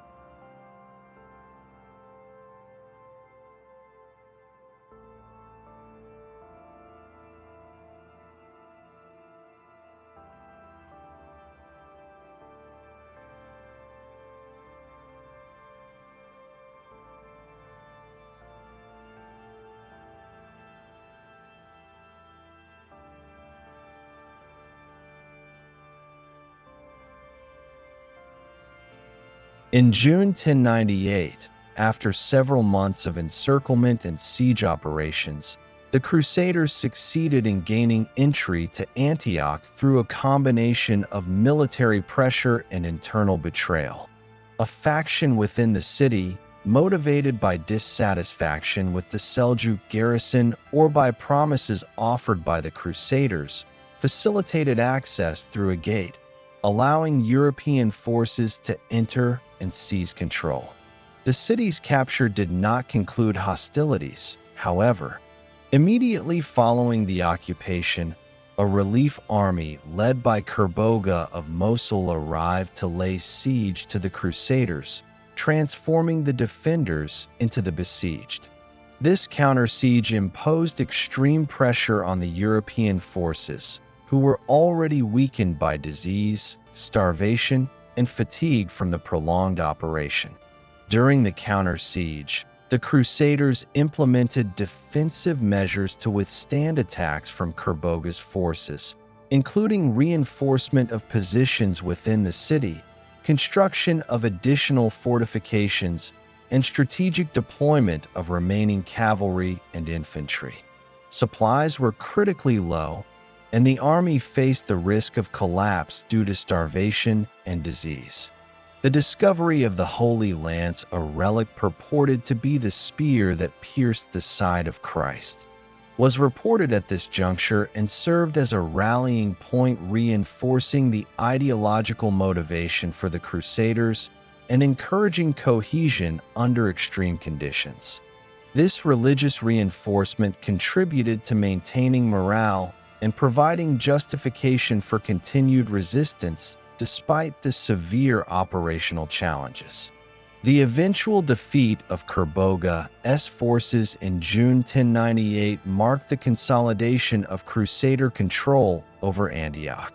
The army's resilience in the face of prolonged siege, starvation, disease, and counterattack demonstrated the effectiveness of disciplined European military organization in both offensive and defensive operations. The experience highlighted the importance of integrating siege tactics, engineering expertise, cavalry and infantry coordination, logistical management, and ideological motivation to achieve operational objectives in a hostile and complex environment. Antioch became both a strategic stronghold and a logistical base, allowing the Crusaders to regroup, replenish supplies, and prepare for further operations toward Jerusalem and other key locations in the Levant. The siege of Antioch also had lasting implications for relations between Crusader leaders and local populations. The city's occupation required the management of a diverse population, including Muslim residents, Armenian Christians, and other groups, while consolidating European control over a critical urban center. Governance of the city and surrounding territory necessitated coordination among the various Crusader contingents, with Bohemond ultimately emerging as the primary political authority in Antioch. The establishment of effective control over the city involved the organization of garrison forces, the administration of supplies, and the management of diplomatic relations with neighboring territories. This experience in urban governance provided a model for the subsequent administration of captured cities during the First Crusade. From a military perspective, the siege illustrated the adaptation of European forces to extended operations against heavily fortified cities in a region characterized by both tactical sophistication and environmental challenges. The integration of reconnaissance, siege engineering, supply management, and coordination of multinational contingents demonstrated the operational flexibility and strategic competence of the crusading army. Lessons learned at Antioch informed subsequent sieges, including the capture of smaller fortresses along the route to Jerusalem, by emphasizing the necessity of preparation, discipline, and coordination in overcoming entrenched defenses and resisting relief forces. Strategically, Antioch's capture secured a crucial position in northern Syria, allowing the Crusaders to control major communication and supply routes, protect their flanks during the advance toward Palestine, and establish a fortified base from which to launch further operations. The city's occupation also had significant symbolic value, signaling the feasibility of prolonged European campaigns in the Levant and reinforcing the credibility of the First Crusade as a transnational military enterprise. The operational and logistical lessons derived from the Siege of Antioch would influence subsequent campaigns, ensuring that future operations were conducted with increased coordination, preparedness, and strategic foresight. Following the successful capture of Antioch in June 1098, the Crusader forces faced the critical task of consolidating control over northern Syria and preparing for the final march toward Jerusalem. The protracted siege and subsequent counter-siege had left the army depleted by disease, starvation, and attrition from combat operations. Estimates suggest that the Crusader army had been reduced by approximately one-third since its departure from Anatolia, with the surviving forces composed primarily of veteran knights, disciplined infantry, and a smaller contingent of non-combatants and support personnel. Leaders, including Godfrey of Bouillon, Bohemond of Taranto, Raymond of Toulouse, and Robert of Normandy, prioritized the reorganization of the army, replenishment of supplies, and establishment of secure bases in captured territories to enable sustained operations toward Palestine. The immediate post-siege period required careful management of both military and logistical factors. Antioch served as a central hub for recruitment, resupply, and intelligence gathering. Crusader leaders negotiated with local Christian communities, including Armenian, Greek Orthodox, and Syriac populations, securing provisions, guides, and intelligence regarding surrounding fortifications and Seljuk positions. Armenian lords and other regional authorities provided essential support, facilitating access to smaller fortresses, mapping of routes, and identification of defensible positions suitable for encampments during the march. Coordination with Byzantine envoys remained limited due to previous tensions over the control of Antioch. Yet knowledge of Byzantine logistical networks and maps proved indirectly useful in route planning and supply management. The march toward Jerusalem, commencing in late 1098, followed a route designed to balance speed with security. The army moved through key strategic locations in northern Syria and along the Orontes River Valley, capturing smaller towns and fortresses to secure supply lines and prevent the possibility of Seljuk counterattacks on the Crusaders' rear. These operations required coordinated assaults combining siege techniques, cavalry engagements, and psychological strategies to encourage surrender or cooperation from local garrisons. Fortifications were often subjected to a combination of direct assaults, blockade, and intimidation, with leaders seeking to minimize losses while establishing control over key logistical nodes. Capture of these positions allowed the army to maintain operational momentum and avoid protracted delays that could exacerbate supply shortages and vulnerability to disease. The composition of the army influenced the conduct of the march. Heavy cavalry, organized into divisions by regional or feudal affiliation, provided a rapid response capability and offensive strength against isolated enemy units or fortified positions. Infantry and crossbowmen served in protective roles, guarding supply convoys, constructing temporary fortifications, and providing reconnaissance. Non-combatants managed logistics, including the transport of food, water, and siege equipment, as well as medical care for wounded soldiers. Horses and pack animals required constant attention, as the scarcity of forage along certain segments of the route threatened mobility and operational flexibility. Leaders balanced the competing demands of speed, security, and resource management to maintain the integrity of the marching army. Attrition continued to affect the crusading forces. Disease, malnutrition, and exposure to environmental conditions accounted for a significant proportion of non-combat losses.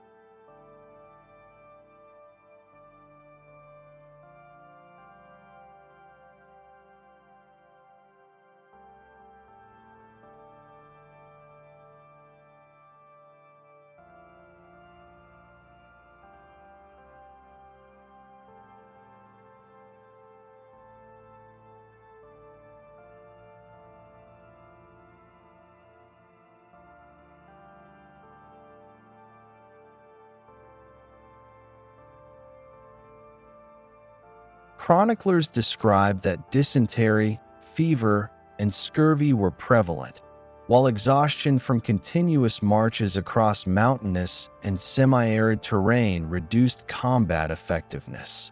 Commanders implemented rotations of units, prioritized rest periods for the most fatigued contingents, and sought access to water sources along the Orontes and nearby rivers. The army's survival depended on disciplined adherence to march schedules, defensive positioning, and the rationing of critical supplies, ensuring that the force retained sufficient cohesion and strength for upcoming operations in Palestine. Engagements with hostile forces during the march were generally limited to raiding parties and smaller garrisons rather than large field battles. Seljuk forces had retreated following the loss of Antioch, leaving the Crusaders to contend with dispersed resistance, local militias, and opportunistic attacks.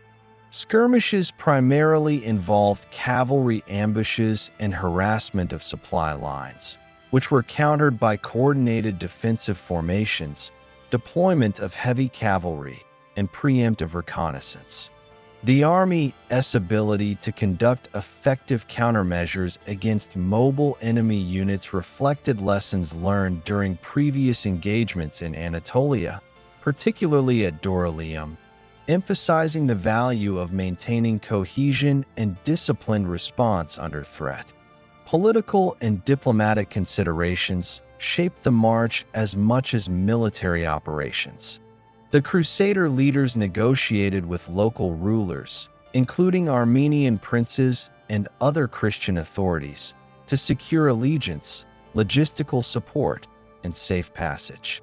These negotiations included temporary agreements regarding taxation, control of fortresses, and protection of local populations. Coordination among Crusader contingents was critical to ensure compliance with negotiated arrangements, prevent internecine conflict, and maintain the appearance of a unified force.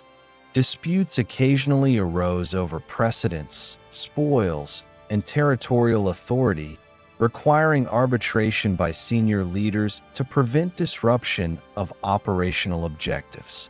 The march also required strategic foresight regarding future engagements. Leaders assessed the fortifications, population distribution, and potential defensive positions along the planned route to Jerusalem. The army captured several smaller fortresses, including Al-Bara, which served both as forward bases and as symbols of authority that encouraged neighboring towns to surrender or cooperate. Siege operations were conducted with careful attention to minimizing casualties while ensuring control over critical locations that could threaten the Crusader supply lines. The integration of reconnaissance, engineering, and combined arms operations demonstrated the adaptability of European forces to prolonged campaigns in a foreign environment. Logistics remained a central concern. The army relied on local procurement of food and fodder, supplemented by caches transported from Antioch and other captured locations. Water scarcity was mitigated by careful route selection along rivers and wells, while storage and distribution methods were refined to prevent spoilage and ensure equitable access across contingents. The Army's operational planning included prepositioning of siege engines and supplies, allowing rapid deployment for upcoming sieges in key fortresses and cities en route to Jerusalem. Leaders also accounted for the integration of reinforcements from European regions, whose arrival was anticipated during the march and subsequent campaigns. The march required constant attention to troop morale. Clerics reinforced the spiritual significance of the campaign, conducting services, encouraging adherence to discipline, and reminding soldiers of indulgences promised for participation. The ideological framing of the crusade helped maintain cohesion among diverse contingents facing fatigue, disease, and the hardships of extended marches. Religious motivation was complemented by practical measures, including the equitable distribution of supplies, rotation of duties, and delegation of command responsibilities to experienced knights capable of enforcing discipline and maintaining operational efficiency. By mid-1099, the Crusader army had traversed key regions of Syria and Palestine, capturing smaller fortifications, securing supply lines, and establishing alliances with local Christian communities. The cumulative experience gained from previous sieges, field engagements, and long-distance marches enabled the army to function as a cohesive and disciplined fighting force capable of conducting complex operations over extended distances. Leaders had refined command structures, logistical systems, and tactical approaches, ensuring that the army was prepared for the final and most significant operation, the Siege of Jerusalem. The march to Jerusalem reflected the integration of operational, logistical, and strategic objectives. European heavy cavalry provided offensive capability and rapid response potential, while infantry ensured the security of supply lines and participated in siege operations. Reconnaissance, local intelligence, and coordination with allied Christian populations facilitated route selection and operational planning. Lessons regarding attrition, disease management, and resource allocation were applied to maintain readiness, prevent desertion, and ensure that the army could undertake a prolonged siege against one of the most heavily fortified and symbolically significant cities in the region. Strategically, the consolidation of northern Syria and the march to Jerusalem reinforced the capacity of European forces to project military power far from their homelands. The army's ability to integrate diverse contingents, manage complex supply systems, adapt tactics to environmental and enemy conditions, and maintain operational discipline over months of movement exemplified the strategic maturity of the First Crusade. The culmination of these efforts positioned the Crusaders to undertake the final phase of their campaign with sufficient strength, preparation, and strategic coherence to attempt the capture of Jerusalem, a city of immense religious, political, and symbolic significance. By June 1099, after months of campaigning through Anatolia and Syria, the Crusader army reached the environs of Jerusalem, the principal objective of the First Crusade. The city, under the control of the Fatimid Caliphate since 1098, was a heavily fortified urban center with walls that had been reinforced over several centuries. Its population included Muslim residents, a small number of Christians, and Jewish inhabitants. Jerusalem's geographic position, on a series of hills and surrounded by valleys, presented both defensive advantages and logistical challenges for an attacking force. The Crusader army, numbering approximately 12,000 to 15,000 combatants following attrition from previous campaigns, was composed primarily of heavy cavalry, supported by infantry, archers, and siege engineers, with additional non-combatants providing logistical support and medical care. The initial approach to Jerusalem required careful assessment of the city's fortifications and the surrounding terrain.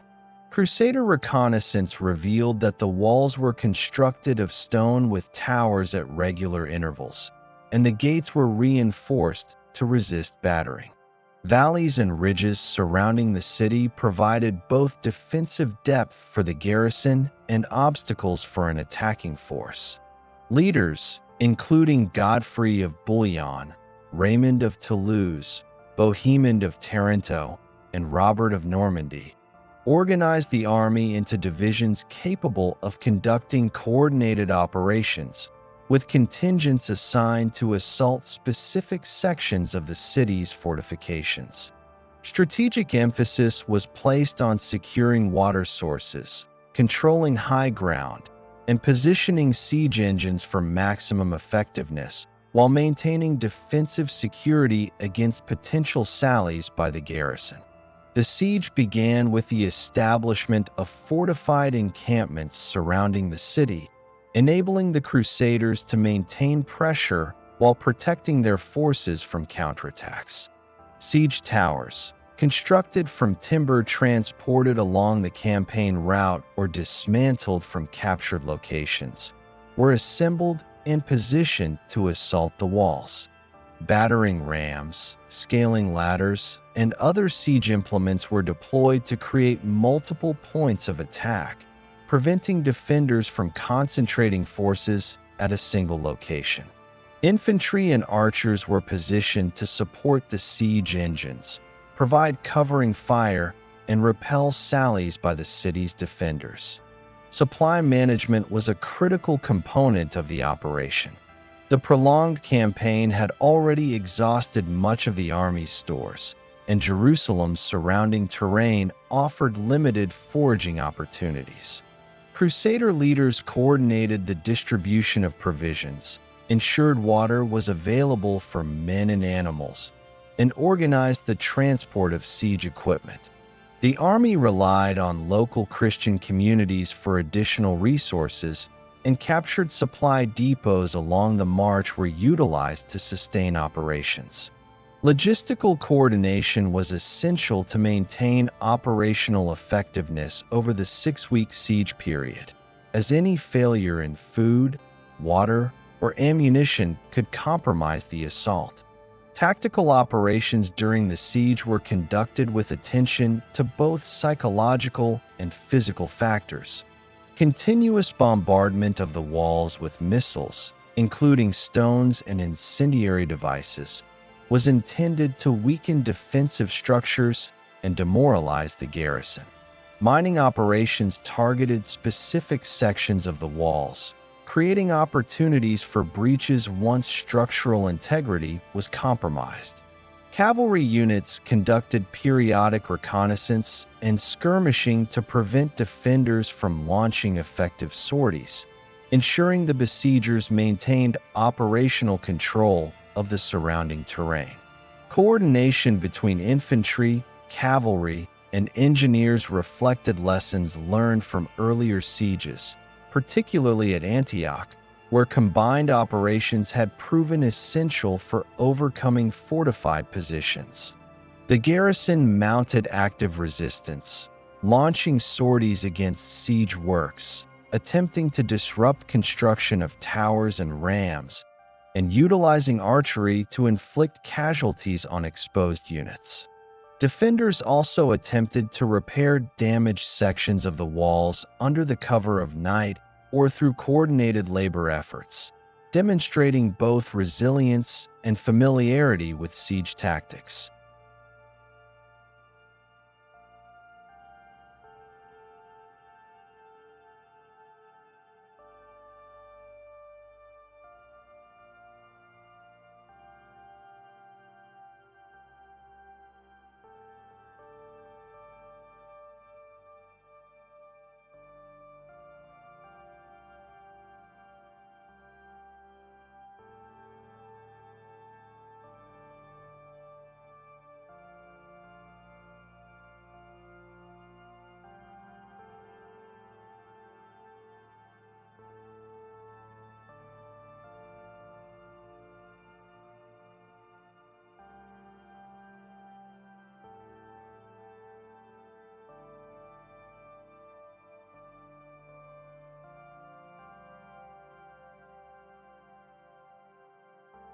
Crusader forces responded by reinforcing vulnerable points, employing countermeasures against undermining activities, and concentrating forces at locations where breaches were anticipated. Leadership maintained strict discipline to prevent units from overextending or succumbing to fatigue, ensuring the army's coherence despite the intensity of defensive resistance.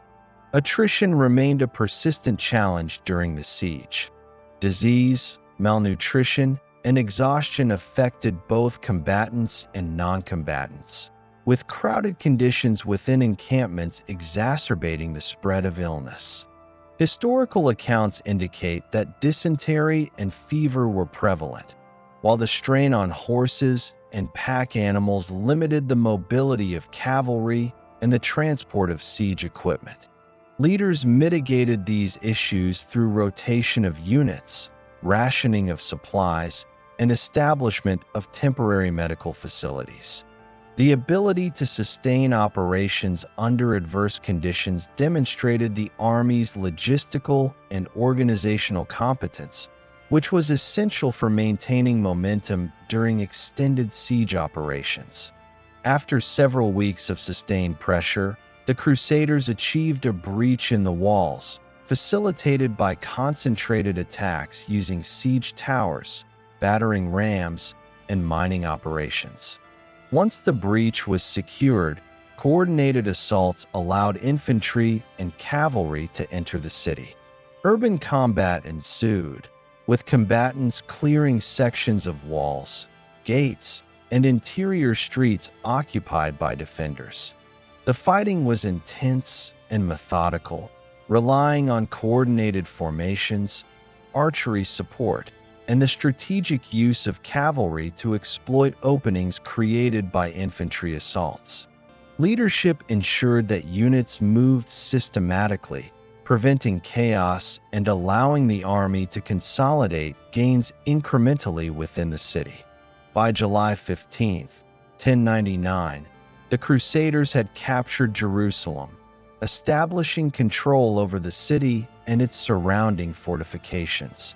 Contemporary accounts describe the systematic securing of strategic positions, including gates, towers, and key urban thoroughfares, to consolidate authority and prevent the possibility of counterattacks. The garrison, along with remaining defenders, had been overcome, and the city was placed under the control of European leadership. Godfrey of Bouillon was recognized as the principal authority, assuming the title advocate of the Holy Sepulchre rather than king, reflecting both religious and political considerations regarding the governance of the city. The aftermath of the siege involved the management of Jerusalem's population, including Muslim, Jewish, and remaining Christian residents.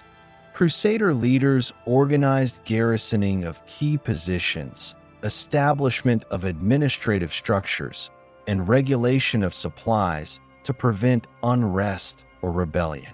Control over water sources, fortifications, and routes leading into and out of the city was essential to maintain stability.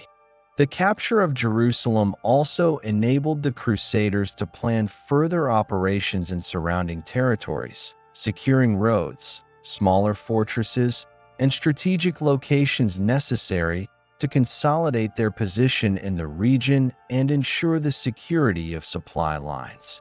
Strategically, the capture of Jerusalem marked the culmination of the First Crusade's primary objective.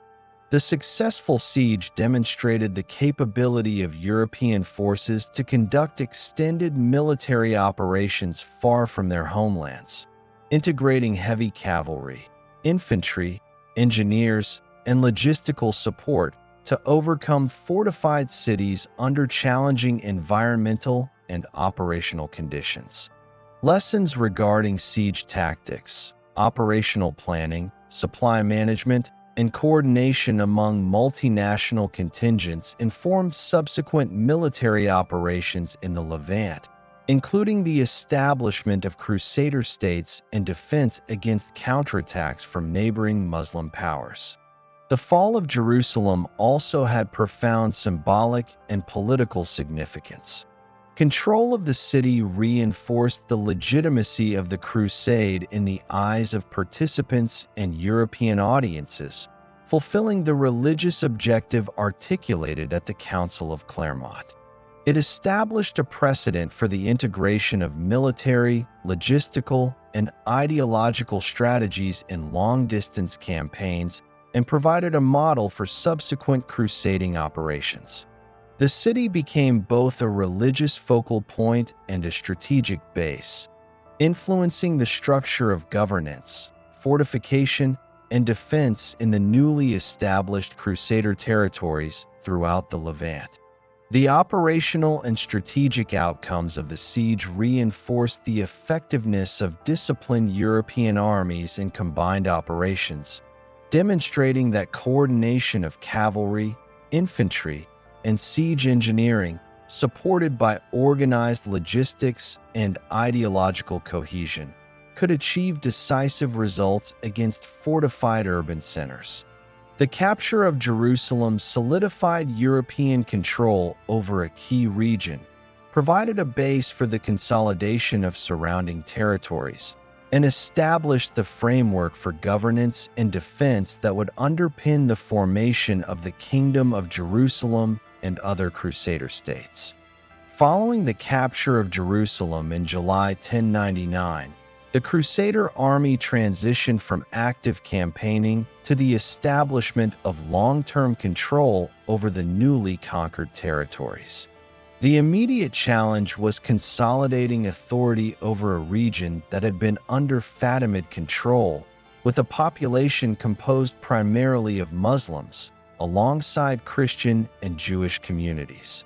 The army's leadership, composed of nobles including Godfrey of Bouillon, Raymond of Toulouse, Bohemond of Taranto, and Baldwin of Boulogne, faced the task of organizing governance, ensuring security, and managing supply and communication lines across a fragmented and unfamiliar landscape.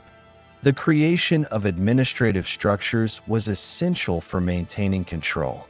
The most significant of the newly established entities was the Kingdom of Jerusalem, with Godfrey of Bouillon installed as the principal ruler under the title of Advocate of the Holy Sepulchre, deliberately avoiding the title of king to emphasize religious legitimacy over secular monarchy. Jerusalem served as the central hub for governance, military coordination, and logistical operations, allowing the Crusaders to project authority into surrounding regions. Administrative responsibilities included securing fortified locations, collecting supplies and tribute, enforcing law and order, and integrating local populations into a system that ensured both compliance and the protection of Christian settlers and pilgrims. In addition to Jerusalem, 3 other Crusader states were established to provide strategic depth, secure communication and supply routes, and create buffer zones against potential counterattacks by Muslim powers. The county of Edessa, located to the northeast, served as a defensive bulwark against Turkish incursions from Mesopotamia. Baldwin of Boulogne assumed control, establishing a military and administrative presence that reinforced northern approaches and allowed coordination with Armenian and other Christian localities. The Principality of Antioch, under Bohemond of Taranto, controlled northern Syria, including the city captured during the previous year, providing access to the Mediterranean coast, and serving as a key operational base for controlling trade routes and conducting further campaigns. Finally, the county of Tripoli, established along the Levantine coast, would later be formalized under Raymond of Toulouse's descendants, consolidating control over the southern coastal regions and ensuring maritime access for trade and reinforcement.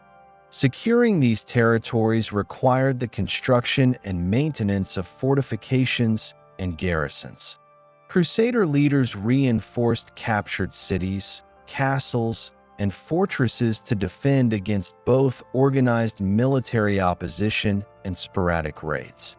Existing urban centers were repurposed, while new fortifications were constructed at strategic points to control roads, water sources, and high ground. Garrison forces, composed primarily of veteran Crusaders, were stationed at key locations to ensure the continuity of control and provide a rapid response capability against potential threats. The integration of local labor, engineering expertise, and available materials was critical in creating a network of defensive positions that enabled the Crusaders to maintain a strategic advantage despite limited manpower relative to the conquered region. Military organization in the post-conquest period reflected both operational necessity and the need for continuity. Knights, infantry, and auxiliary personnel were distributed among the various Crusader states to maintain readiness for counterattacks, suppress rebellion, and secure newly captured territories. Cavalry units were concentrated at key locations to serve as rapid reaction forces, while infantry garrisons provided the bulk of defensive capability within fortified urban centers. Supply chains were organized to ensure that garrisons received consistent provisions, weapons, and reinforcements from central hubs such as Jerusalem and Antioch. Communication between states was maintained through couriers, signaling posts, and coordinated patrols along principal routes. Relations with local populations were a central concern for the Crusader authorities. Muslim communities, previously dominant in urban centers and rural areas, faced the imposition of new governance, taxation, and military oversight. Christian populations, including Armenians, Greek Orthodox, and Syriac Christians, were generally incorporated into the administrative framework as allies or auxiliary personnel. Jewish communities, particularly in Jerusalem, were subjected to the consequences of military conquest, including displacement and persecution, reflecting the norms of medieval warfare. Effective administration required a balance between coercion, diplomacy, and the integration of local elites into the Crusader governance structure, allowing for the maintenance of order while preventing rebellion or prolonged unrest. The establishment of these states also involved diplomatic engagement with neighboring powers, including the Byzantine Empire, Muslim rulers in Syria and Mesopotamia, and local Arab and Armenian authorities.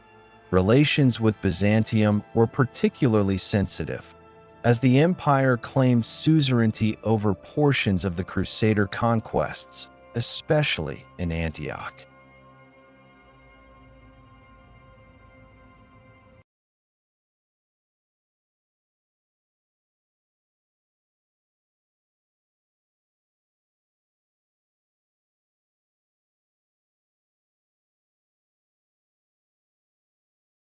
Disputes over territorial control, rights of governance, and the return of Byzantine lands captured by Crusaders during the campaign created ongoing political friction. Negotiations, treaties, and strategic alliances were employed to manage these tensions, allowing the Crusaders to consolidate authority while preparing for potential external threats. Economic stabilization was another critical component of post-conquest administration. Control of key cities and fortresses allowed the Crusaders to regulate trade routes, levy taxes, and extract tribute from surrounding territories. Markets, ports, and agricultural production were organized to support the military and civilian population, ensuring a consistent supply of food, weapons, and other necessities. The integration of European methods of management with local economic practices enabled the Crusader states to function effectively despite the challenges of distance, environmental constraints, and limited population resources. Religious structures and institutions were integrated into the governance framework to reinforce the ideological legitimacy of Crusader rule. Churches, monasteries, and clerical authorities were established or restored in key urban centers, serving both spiritual and administrative functions. Clerics provided moral guidance, reinforced the religious rationale for the campaign, and facilitated relations between European authorities and local Christian populations.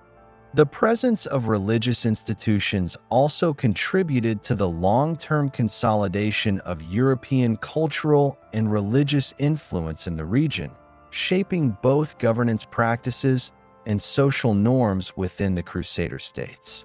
Military challenges persisted despite the establishment of administrative structures. Surrounding Muslim territories remained sources of potential rebellion and organized counterattacks. Garrison forces were regularly deployed to conduct patrols, defend strategic positions, and respond to incursions. Coordination between the Crusader states allowed for mutual support, enabling rapid concentration of forces in response to threats. Lessons learned during the First Crusade regarding siege warfare, long-distance logistics, and cavalry infantry coordination informed the defensive and offensive operations conducted by the newly established states. The distribution of authority among the Crusader leaders was informed by prior military achievements and political negotiations during the campaign. Godfrey of Bouillon's leadership in Jerusalem, Bohemond's control of Antioch, Baldwin's governance of Edessa, and Raymond's influence in Tripoli reflected both merit-based considerations and the allocation of strategic territories to ensure operational coherence. While occasional disputes arose over precedence, spoils, or territorial claims, the overarching objective of securing the Crusader presence in the Levant provided a framework for resolving conflicts and maintaining unity among the leadership. Logistical infrastructure developed during the aftermath of the conquest was critical to the long-term viability of the Crusader states. Roads, fortifications, supply depots, and communication networks were maintained to support garrisons, facilitate the movement of troops, and ensure rapid response to local disturbances or external threats. The organization of labor, engineering resources, and local expertise contributed to a sustainable military and administrative network capable of sustaining European influence far from the continent. These logistical measures reflected the operational sophistication achieved during the First Crusade and the lessons learned from extended campaigning in hostile and unfamiliar territory. The political, military, and religious consolidation following the capture of Jerusalem established the framework for the continued presence of European powers in the Levant. The Crusader states functioned as both defensive buffers and launch points for further operations, while integrating local populations and economies into a system designed to ensure long-term control. The combination of fortified positions, disciplined military garrisons, centralized administration, and religious legitimacy allowed the Crusaders to maintain dominance despite limited manpower and ongoing regional threats. The First Crusade, spanning 1096 to 1099, had profound and lasting consequences for both Europe and the Middle East, establishing a framework for military, political, religious, and cultural interactions that would resonate for centuries. Its legacy can be analyzed through multiple dimensions: military innovation and adaptation, geopolitical transformation, religious consolidation and conflict, and the establishment of precedent for future crusading endeavors. Understanding the significance of the First Crusade requires a detailed examination of these interrelated factors and their sustained impact on the development of medieval societies and states. From a military perspective, the First Crusade demonstrated the ability of European forces to project organized, sustained military power over long distances. Before 1096, European armies had primarily been confined to local or regional campaigns, often constrained by the logistics of feudal territories, seasonal limitations, and limited knowledge of distant environments. The Crusaders' ability to mobilize, coordinate, and sustain a multinational army across Anatolia, Syria, and Palestine represented an unprecedented application of operational planning, logistics, and tactical execution. The campaigns integrated heavy cavalry, infantry, archers, and engineering expertise to conduct both field battles and extended sieges. Battles such as Dorylaeum and sieges including Nicaea, Antioch, and Jerusalem showcased the capacity of European forces to adapt to unfamiliar terrain, manage extended supply lines, and execute combined arms operations against fortified opponents. These military achievements influenced subsequent crusades and shaped the evolution of European martial doctrine, demonstrating the viability of projecting force across continental and maritime distances with disciplined organization and leadership.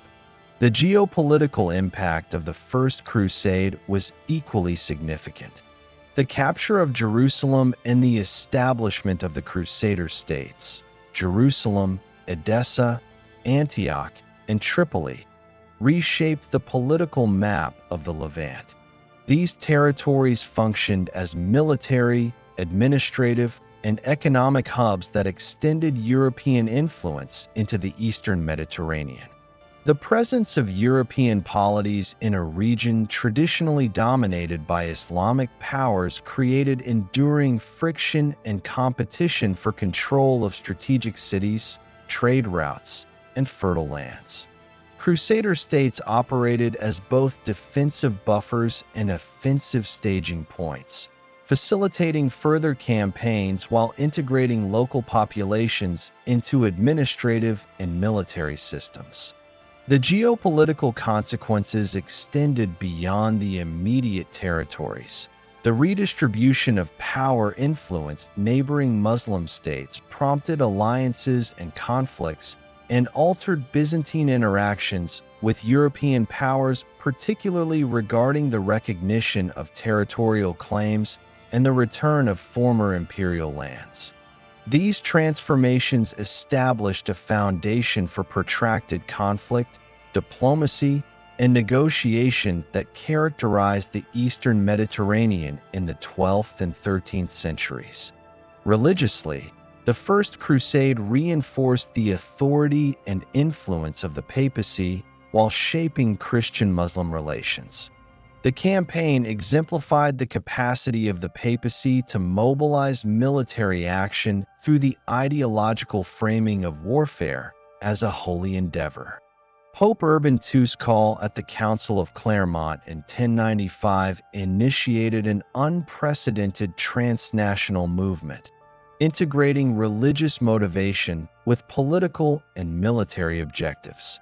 Indulgences promised to participants served to intertwine spiritual salvation with active combat, establishing a precedent for the use of religious incentives in subsequent military campaigns.